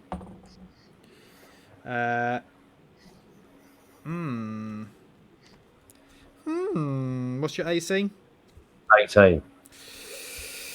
Misses. Yay! Wah, wah, wah, wah, wah. However, realizing that you're petrified and scared, it will move a little bit closer to its next victim. Does mean, however, that it's moved out of your reach, so you could make an attack of opportunity if you like. Yes, I would like to do that. I'll swing my sword. 10. You miss. Can I use my inspiration? Right, so I suppose not really. It's an attack of opportunity, technically isn't it? you could. I'm fairly certain that there's a rule with where it doesn't. We're in the rules because inspiration just gives you advantage, but you can't have inspiration more advantage more than once. So like, there's a rule where like even if you've got 2 or more effects that give you advantage, if you have disadvantage, they still just cancel each other out for just. You know, you can't go, well, I've got advantage and then I've got disadvantage, that's normal, but then I use inspiration because it's still advantage or disadvantage. It's very so it'll be a waste of it. Save it for next time is what would be my advice to you. All right, sweet. I can't move closer to it though. You cannot move closer to it. That's why I moved it. Oh, that's just so bad. I know. I just want to get one of you. We need to wrap this episode up because we're going long. We're going long, everybody. We're going long. But we do need to. So let's Burr. There's 2 minutes of you. Let's speed it up. Let's go. Fast. Shoot. Miss. Next. Skates. Run away. Droop. What? Hides. Millicent. Burr, you're muted, by the way. You're me. Yeah. 17 Yeah, it hits. hits. 1d6 plus 3. It's a 3. Nice. Then on to the next person. You ask, you get. Gapes, you cannot willingly move closer to the creature. Oh, is it my go? Is there nothing I can do about that? Nope. I can't. There's no roll. Okay. Well. Oh. Throw a shoe at You him. don't have any ranged attacks or anything, do you? No, I have no range of attacks. Does anyone take damage? I've got any spells. No. Back in the I'm moment. alright for now. So No. Okay, I'm going to bless 3 creatures within range. Cool. By the way, so you 3. It means you get whenever a target makes an attack roll or saving roll before the spell ends, the target can roll a d4 and add the number rolled to the attack roll or saving throw. Awesome. So I'll give you all one of them. Crack him. Thanks. Bonus action, I think that's it really. Yeah, I'll leave it at that. I'll take it. Cheers. No worries. Millicent, you're up. Okay. So I've now got. Wait, when you do 2-weapon fighting, Yeah. can I do short sword and short sword +1? As long as they're both light weapons, yeah, you can. Yeah. All right, sweet. Okay, so I'll do my +1 first. 21. Hits. So that's 8 damage on that one.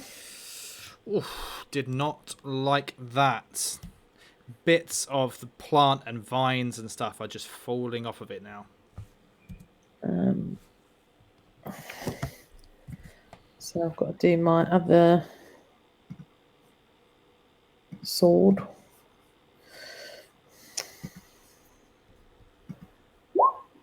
Did that work? Yeah, that hits. Well, I had a 12 hits. 13 for a This is the most anticlimactic boss fight, I swear.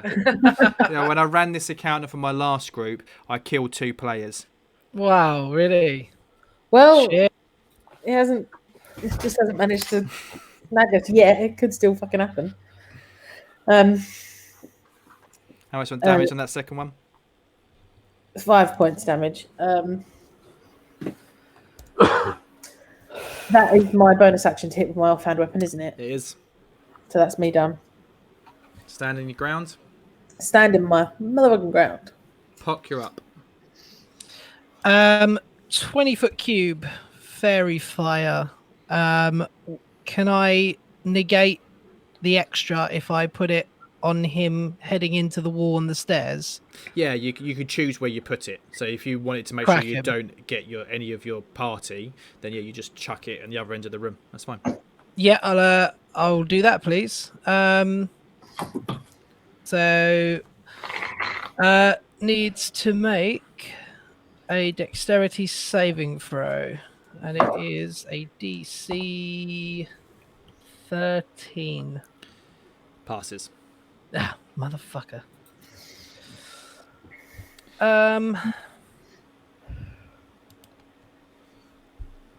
That's all I can do, isn't it?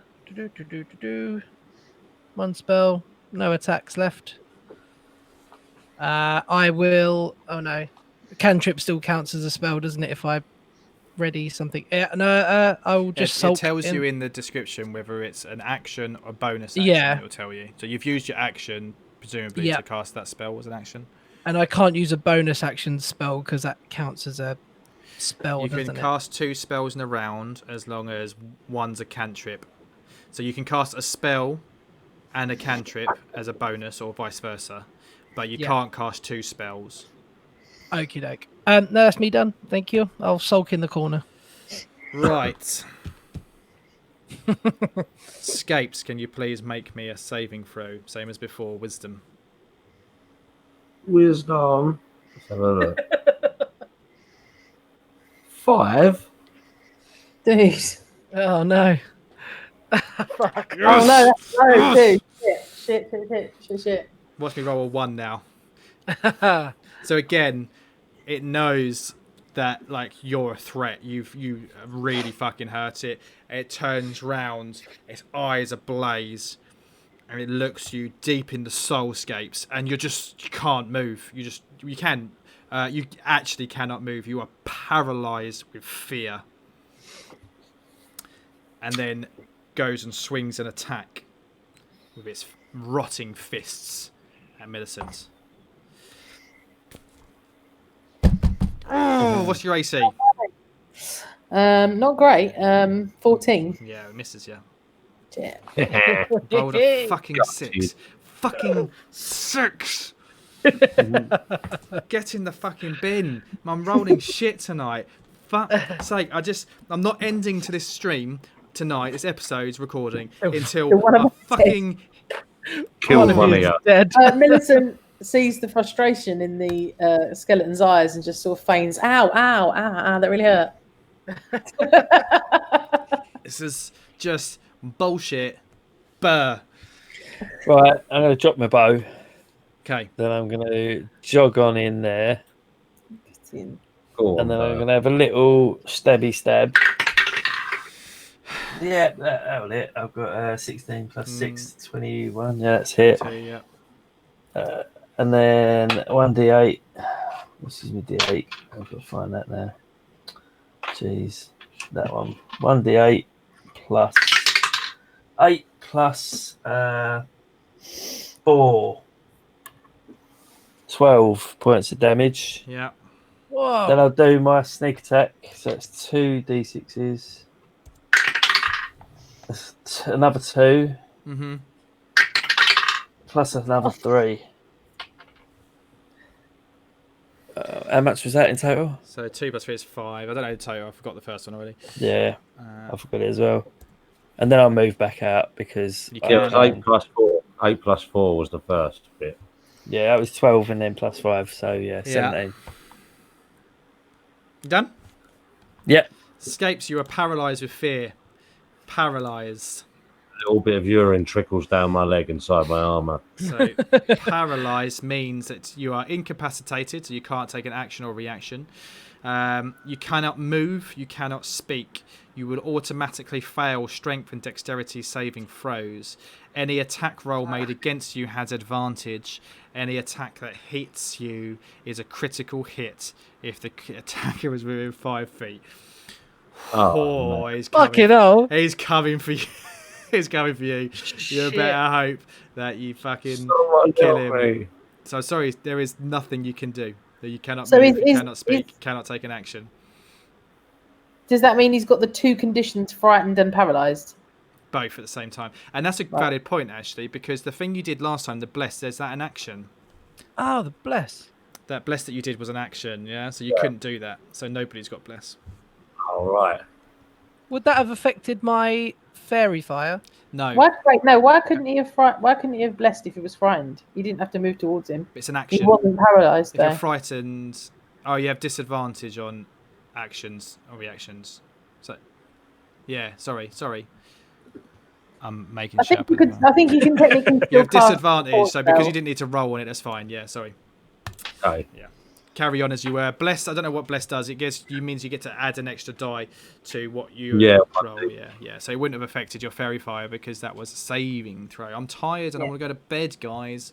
Hurry up and die. So escapes. There's fuck all you can do right now because you're frightened and paralysed. Sorry. Yeah, well, yeah, I do nothing. Hold my action. Because you're frightened. Yeah, so you're frightened, so you have disadvantage on ability checks and attack rolls. You can't willingly move closer to the source of its fear, but you're also paralysed, which means you're completely incapacitated. Incapacitated means you cannot take actions or reactions. That's where I was getting confused. Means you cannot move at all. Means you cannot speak. Yeah. Mate. So I'll there is gather nothing around that it. you can do. You're just Percent- frozen with fear. Scabbera escapes.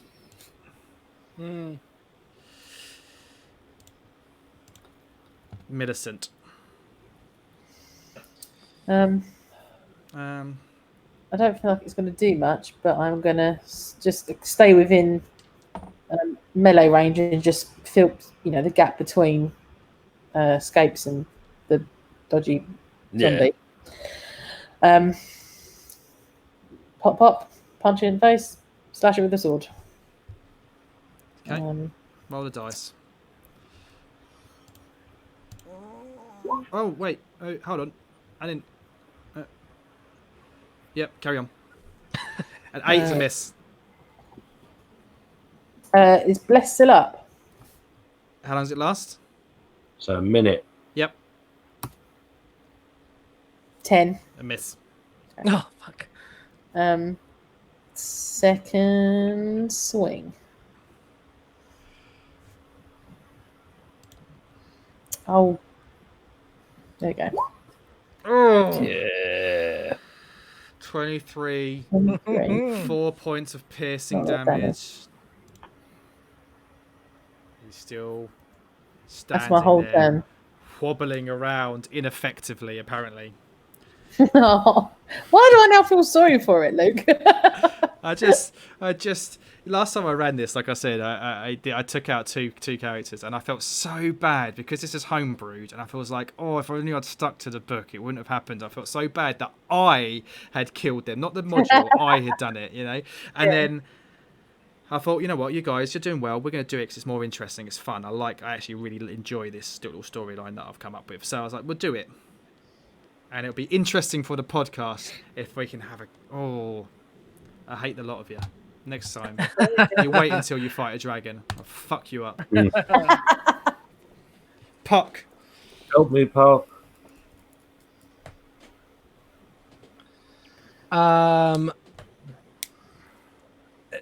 Would I have figured out its move speed No. while I was playing this? No. It ain't moved really, is it? It's not really moved, is it? I want to get it away from scape, so I want to try something a bit strange. I'm going to move my full movement to go down into this corner. Okay. Then I'm going to use my cantrip Thorn Whip Okay. to try and pull it 10 feet closer towards me. Oh. And it takes damage off of that as well. That is some sexy strat. That is a good strategy. So Did it work? melee spell attack against the target. So What do you I need to? roll a I've got a d20. roll to hit there. So And add your modifier. 17, and I don't know what my plus is. So I don't know what the plus is. My It's the spell attack casting modifier. spell attack. Oh, +5. 20. So 22. Thank you. And then a 1d. Blah, blah, blah. If the attack hits, creature takes 1d6 piercing damage, which is a 5. Okay. And I want to pull it diagonally 10 feet closer to me. So does it, then does shit it myself. just happen, or does it have a saving throw against being pulled? No, if the creature is large or smaller, you pull the creature up to 10 feet closer to you. So it just happens, I believe. Guys, I'm not having fun. I said leave him alone, you bitch! Not having fun. Get away from me, bitch. I thought I'm gonna give you something more of a challenge than these poxy fucking goblins that you keep on slaughtering. We're gonna have a challenge, but no, all we're doing is just fucking. I hate the lot of you. I'm reading the spell. I'm gonna try and find a loophole. It's a thorn whip. It's a fucking cantrip as well. Cantrip. You create a long vine-like whip covered in thorns that lashes out at your command toward a creature in range. D6 piercing damage. Large or smaller, you pull the creature. It just happens. This happens. Fucking bullshit. How much did you roll on the damage? It was a 5. Nice. Still standing. Do I get a bonus action? Everybody gets a bonus action. It's whether or not you've got anything that you can do a bonus action with, and it moves 10 feet closer to you. Yeah. The thing is, it's difficult terrain, so I'm going to assume it's still hard. Yeah, it didn't say anything about that. Yeah. What? Oh, okay. That's not fair. That's not fair, Move the Mr. map a little bit so GM. we can see you, and I'm gonna see you. Okay, fuck it. All right, it moves 10 feet closer to you. Then here you go, right in front. Oh of you. no, shit! No, I didn't want that to happen. But then, Sean, Hold on. it says up to 10 feet, so you can choose. Up to 10 feet. No, you pull the What do you creature wanna do? up to 10 feet close. Up to Is that 10 feet. optional? Yeah, I suppose I Yeah, pull it up as much to. as I... No, I'm making a ruling that it moves 10 feet. You argued I've with never me. heard I someone went to say move it that 5 feet, in my life. and you were like, no, so I've moved it Why? 10 feet. Be careful what you wish for. It slightly fucks my next plan, but because he is mano el mano with me, Does a medium beast take up a 5-foot It square? does. It does. Then I'm going to bonus action for some extra hit points into a black bear. Okay. No, sorry. Yes, black bear. A black bear. Yeah. Okay. Go shit myself now. Would have been a bigger bear, but Right. Okay. fucking hammer it with arrows. Just want to read something. Because I'm playing tactically. Fuck the monster. I want to take one of you bastards. The reason I've not gone animal sooner is because I don't particularly want to bite it. Oh, because of zombie type stuff. Yeah, Not a bad shout. Yeah, you'd probably just. but I get multi attack as a bear, so I can at least claw it to shit. Probably should have said that out loud. Yeah. And directly after the GM says, I'm playing tactically. I know. I'm just checking something. Just checking something.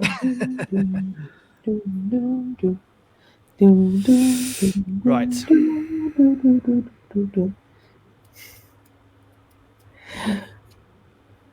You're all dead.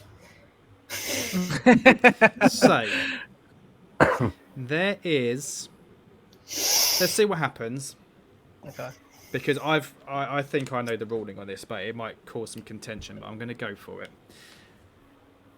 It looks at you as you've pulled it away from its prey, and you're a bear. Make a wisdom saving throw. It's one of your strengths, to be fair, but you could roll a 1. Pock, this is, I'm talking to. Is it magic? No. Okay. Okay. I'm going to use a luck point. Second of the day. And I'll fucking take the natural 20. You succeed. You're cheating. Cheating bastard. No. Next week, I didn't new even show you rules. it, look. Everyone's using the dice roll in roll 20. I don't trust none of you. Does that mean I'm no longer scared if it focused the attention on him? It's so basically it's to the end of its turn, which is why it refocuses it only to the end of its turn. Ah. Does that mean I'm no longer scared? Well, at the end of its turn. Right. Yeah, sorry. Getting Yeah. really. However, Pock is now immune to its dreadful glare for 24 hours. Oh, sweet. I'll take it. What's your AC? Is this bear? It's spongier than Pock. It's an 11. If it meets, it fucking beats, motherfucker. Piece of fucking shit. Ooh. Bears are immune to zombies. No, they're not. They are Yeah. not immune. They are not. It doesn't do too much damage. However, I do need you to make a dexterity saving throw. Oh, too many rolls going on here.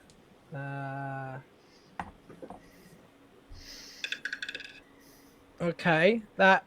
Do I use my dexterity or the bears? The bears. Oh, it's an 8. Yes. Does the bear get luck? Oh, that's it. Right. So from it smashes out at you, and you take just a minor, nothing to worry about, 6 points of damage. However, as it hits you, there's like things splash out of it, and you're a bear now, and these little wriggly worms, these bugs, land on you. And you're going to take, we'll tell you how many land on you. Oh,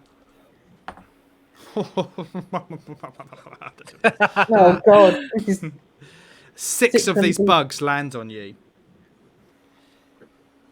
They then bite you.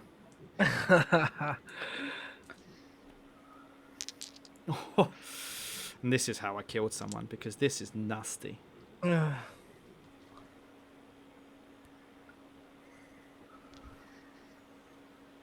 Oh man, I was doing so well. All the dice. God. Jesus Christ. All the dice. Yeah. I had a luck point. I should have fucking used it when it rolled. Ah! I need the stats. I've lost the stats. Where's everything? Everything's gone to shit. And that's all we've got time for this week. Tune in to the D&D show. These rock growls bite into you.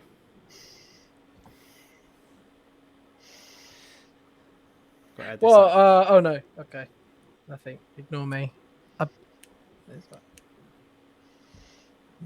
I could really misread a sentence on my fucking. You take a further 18 points of damage as these Ooh, grubs motherfucker. start burrowing, into your skin, Ew. and you are Pock. now infested. Oh Oh. shit. Oh, Pocket's back. At a moment, with they're us. just in there and they're just wiggling. You can still see their tails wiggling out. That's so gross. And I,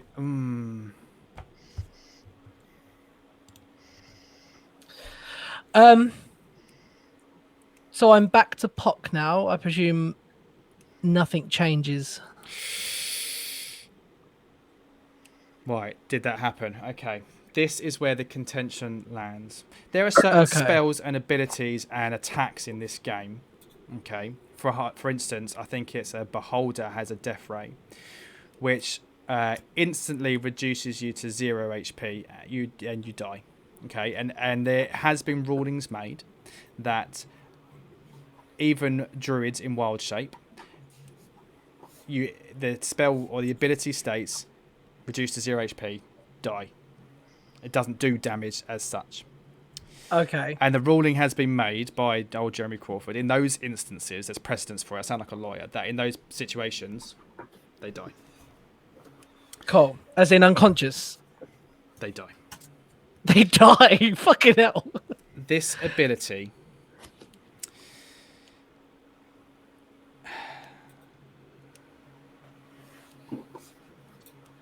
Oh shit. Well, I'm about to say fuck Jeremy Crawford, or whatever his fucking name is. Okay, Nasty I'm way to gonna. go. I don't have any spells to help. I'm just looking at rules. So Just all the books come out. I'm gonna tell you now. As you turn back into Pock, these things are still stuck into you, and they're buried in your skin. And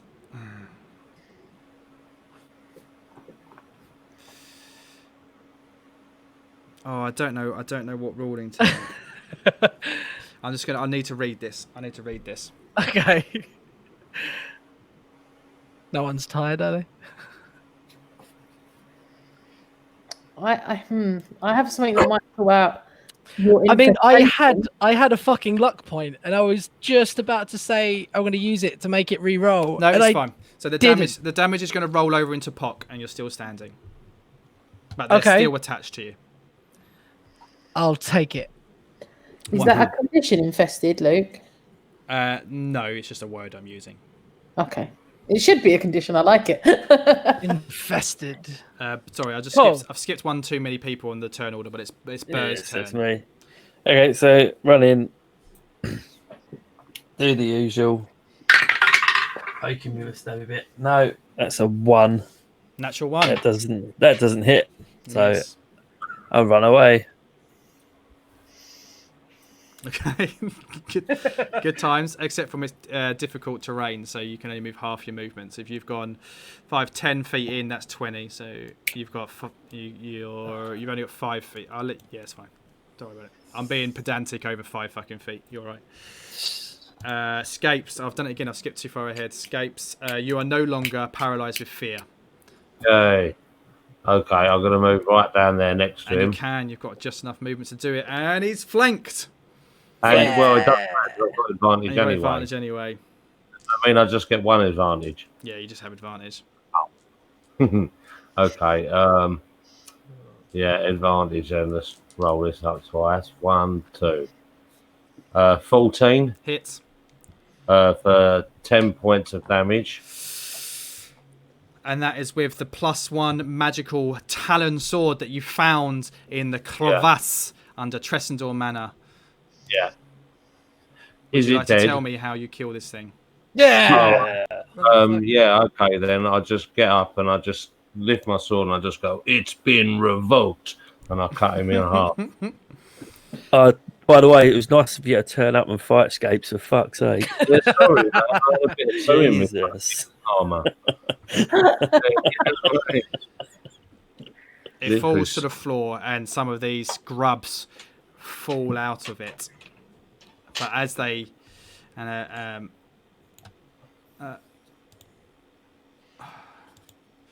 wrong buttons, and yeah, like a swarm of these things fall out of it, right where you cuss it. Gross. Yeah. Don't fucking touch him. No. Oh shit, that's the right. Okay, fuck. Yeah. That's from the thing earlier. Yeah. Right, motherfucker. Okay, I want to move away from them. Yeah, you're out of movement this turn. I was still in fighting.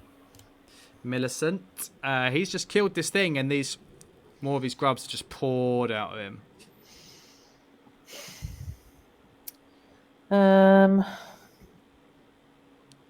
Okay.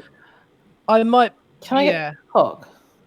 Well, yeah. Before, if I don't know how much time we've got to talk, but I think I have something that I can sort myself out with, without you wasting anything. I don't know for sure, but I have. Well, I was going to cast Lesser Restoration on you. Oh, that's what I was gonna do. Oh, well, there we go. There you go. It probably won't work though because it's not a condition.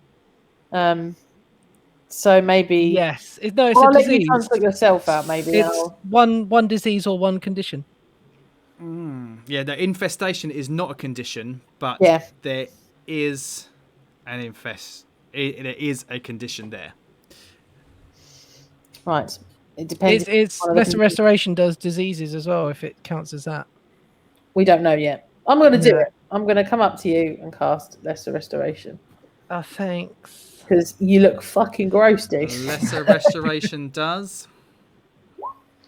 Blinded, deafened, paralyzed, poisoned. It can either end one disease or one condition. Sorry, yeah. Yeah. I think it's in the chat now. Yeah. Fucking hate you guys. You're too fucking smart. Have you been talking to my fucking old players? All these grubs just wriggle their way out and fall to the ground. Oh, thank God for that. Fuck me. Thank you very much. Yes, mate. Jesus. Luke, I'm so sorry. It's for the best. I don't actually want to kill any of you. I just want to scare you. That was a bit much. This is a long one. I don't know how many people we've still got in the chat, to be honest, because Yeah, I've what not been about- looking. There's still 5 people in okay. there, or 3 or 4 possibly. So appreciate you still staying here. You've just got to kill these last couple of grubs. Pock, you're up. I'm assuming you're done, Millicent. Okay. Yeah, that's all I can do. I thought we were going to finish early. We had a earlier on. I was like, oh, we'll be done by 11:30. But this combat was like, oh. I'm gonna keep my distance. Oh, I can't even do that. I keep forgetting about Produce Flame being prepped. Can I? Do I have a torch stick thing? Do we all have that in our Yeah, bags? it'd be an action to light it, but yeah. Improvise. What about throwing it? You can't just pull it out of your bag lit. You have to pull it out of your bag and then like light it. I don't have anything. I don't want to get. How long's my quarterstaff? I just light it in preparation and. Well, I'll get Produce Flame. 'Cause I can at When least fire that. earlier on, when you used your produce flame on the rock grubs that you found earlier on, you did not notice it do any more damage than you would expect it to do. Oh, okay, right. I don't want to be in reach of it again. Your best bet, because you're a I'll druid, turn into a is dragon. to turn back into an animal and attack it. That's what you're good for. Yeah, I just don't have the space now. You do just turn into a medium one like you just did, just a bear. Or Yeah, something, okay. We'll go back to black bear again. This like that old chestnut. And I'll do my 2 attacks then.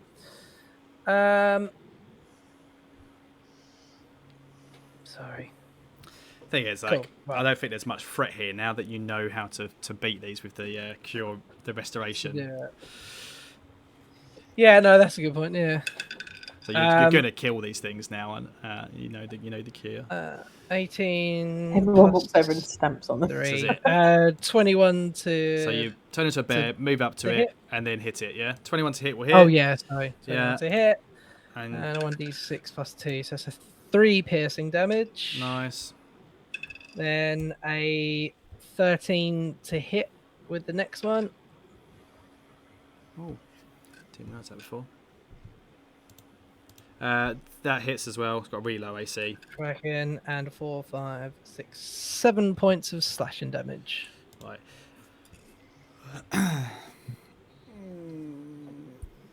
Wrong button. Okay, next up. The thing's dead. You're dead. You piss off Burr. I think we can just assume that you guys are all about to gang up on it and kill it, to be honest, because this is boring. No one wants to hear us just fucking slaughtering something. Stamping on maggots. Yeah. Smashing the maggots. Yeah, that it. Yeah, you will eventually kill it. It doesn't have a lot of hit points. It doesn't hit very hard, this one. The threat was, if you failed one of the saving throws and they got into you, that's where it comes. That's where the nastiness in it. So we're going to call the episode there, but I did say last episode, once we're all done, I'll tell you what they are and all about them, because they're fucking cool. So that thing you just fought was kind of a cross between these and a mummy. So I used a mummy stat block. But a mummy has, when it hits you, you get cursed with the mummy curse, basically. And what I did is I replaced that with the effects that the rock grubs do. Because the mummy's curse is really actually quite dangerous. It like basically reduces your max hit points by 10. You get cursed. The only way of saving yourself is to remove the curse somehow, and it's eventually you just die over a couple of days. So the rock grubs are a little bit more lethal up front, but they're curable. All you had to do was use fire on them when they're infesting you. So just when that, produce flame and just touch yourself would have done the same trick. But the lesser restoration, curing disease also works. The danger with these bastards is when, like with the mummies thing, with the swarm, okay, when it hits you, basically you're infected by 1d6 worth of rock grubs. Each rock grub that you're infected with then does a d6 damage, and I rolled a 6, so you took 6 d6s worth of damage. But then once they've successfully done that and attached, they burrow into your skin. You've got 1 round to try and get them off you before they're under your skin. Once they're under your skin, the only way of getting them is to cure disease. But you had that lesser restoration. Every round that they are under your skin, you take another d6 point of damage. Wow. If you end your turn on 0 HP, you die. There is no saving throws. You are dead. So so if they I burrow their way into your heart and eat you from the inside out, and there's no saving it. Oh, it's like the scarabs in the mummy. Yeah, exactly. Yeah, exactly that. So I kind of thought, because they're rock grubs, I kind of it suited the whole Moanda thing, and I wanted like a shambling corpse, so I just kind of mixed the two together. And it's really fucking lethal, but I rolled fucking shit. You guys did brilliantly. And that straight away, you're in there, you're infested, lesser restoration, it's a disease. And you nailed it. My last team, and I don't think they actually listen to this podcast at all. Basically, this is, I've told you before, one was a druid and he wasn't wild shaping. And he was infested with them. They were in his body. He was taking regular damage. The paladin said, "Do you want me to heal you?" And he said, "Nah, I'll be fine. I'm going to wild shape next turn. Just kill the fucker." So he attacked. Next turn, at the start of his turn, he took the damage. He reduced to 0 HP. And he was like, "That's all right. I've got saving throws." Next turn, no one healed him because they were concentrating on killing the mummy. And I was like, "Well, you're dead." And I was like, you should have healed. If you have an opportunity to heal someone, you heal them. Don't rely on anything else. And I was like, lesson learned for you, basically. That was the question in my head when we were discussing. I was like, I'm going to try this. I don't know if it will work. I literally thought, well, fuck it. I've got to try something because that could be bad. So yeah, I'm glad you did it, because my lesser restoration, there would have been a slight questionable over whether I technically had it prepped, because there's there's a grey area. I was looking at my spell stuff last week, and there's I don't know there's a what grey you've got area. prepped. I don't know what you've No, got prepped, so I would have trusted you, to be honest. Whether you do or don't have it prepped. I don't want to start at the start of every game saying, right, what have you got prepped? What and have you write them got? down because I want to trust you. In case of I read something, and this is boring off stream stuff, but I read something where I was like, oh shit, I've been prepping spells wrong. So that would have been the issue of me not quite understanding how I prep. With the druid, you've got access to all of the spells in the list, but every day you need to choose the ones that you want to prep. Yeah, that's what I thought. Yeah. So I didn't have restoration in that case. Well, there you go. Whoa. Wow. All right. You're Well, welcome. Long Old Combat, thank you for staying with us. The few people that are still in the chat again, guys. I want to give a massive thank you. There's still a room to explore. We'll find out what happens next week on the Dice and Die Show. Thanks for joining us. Bye. Bye.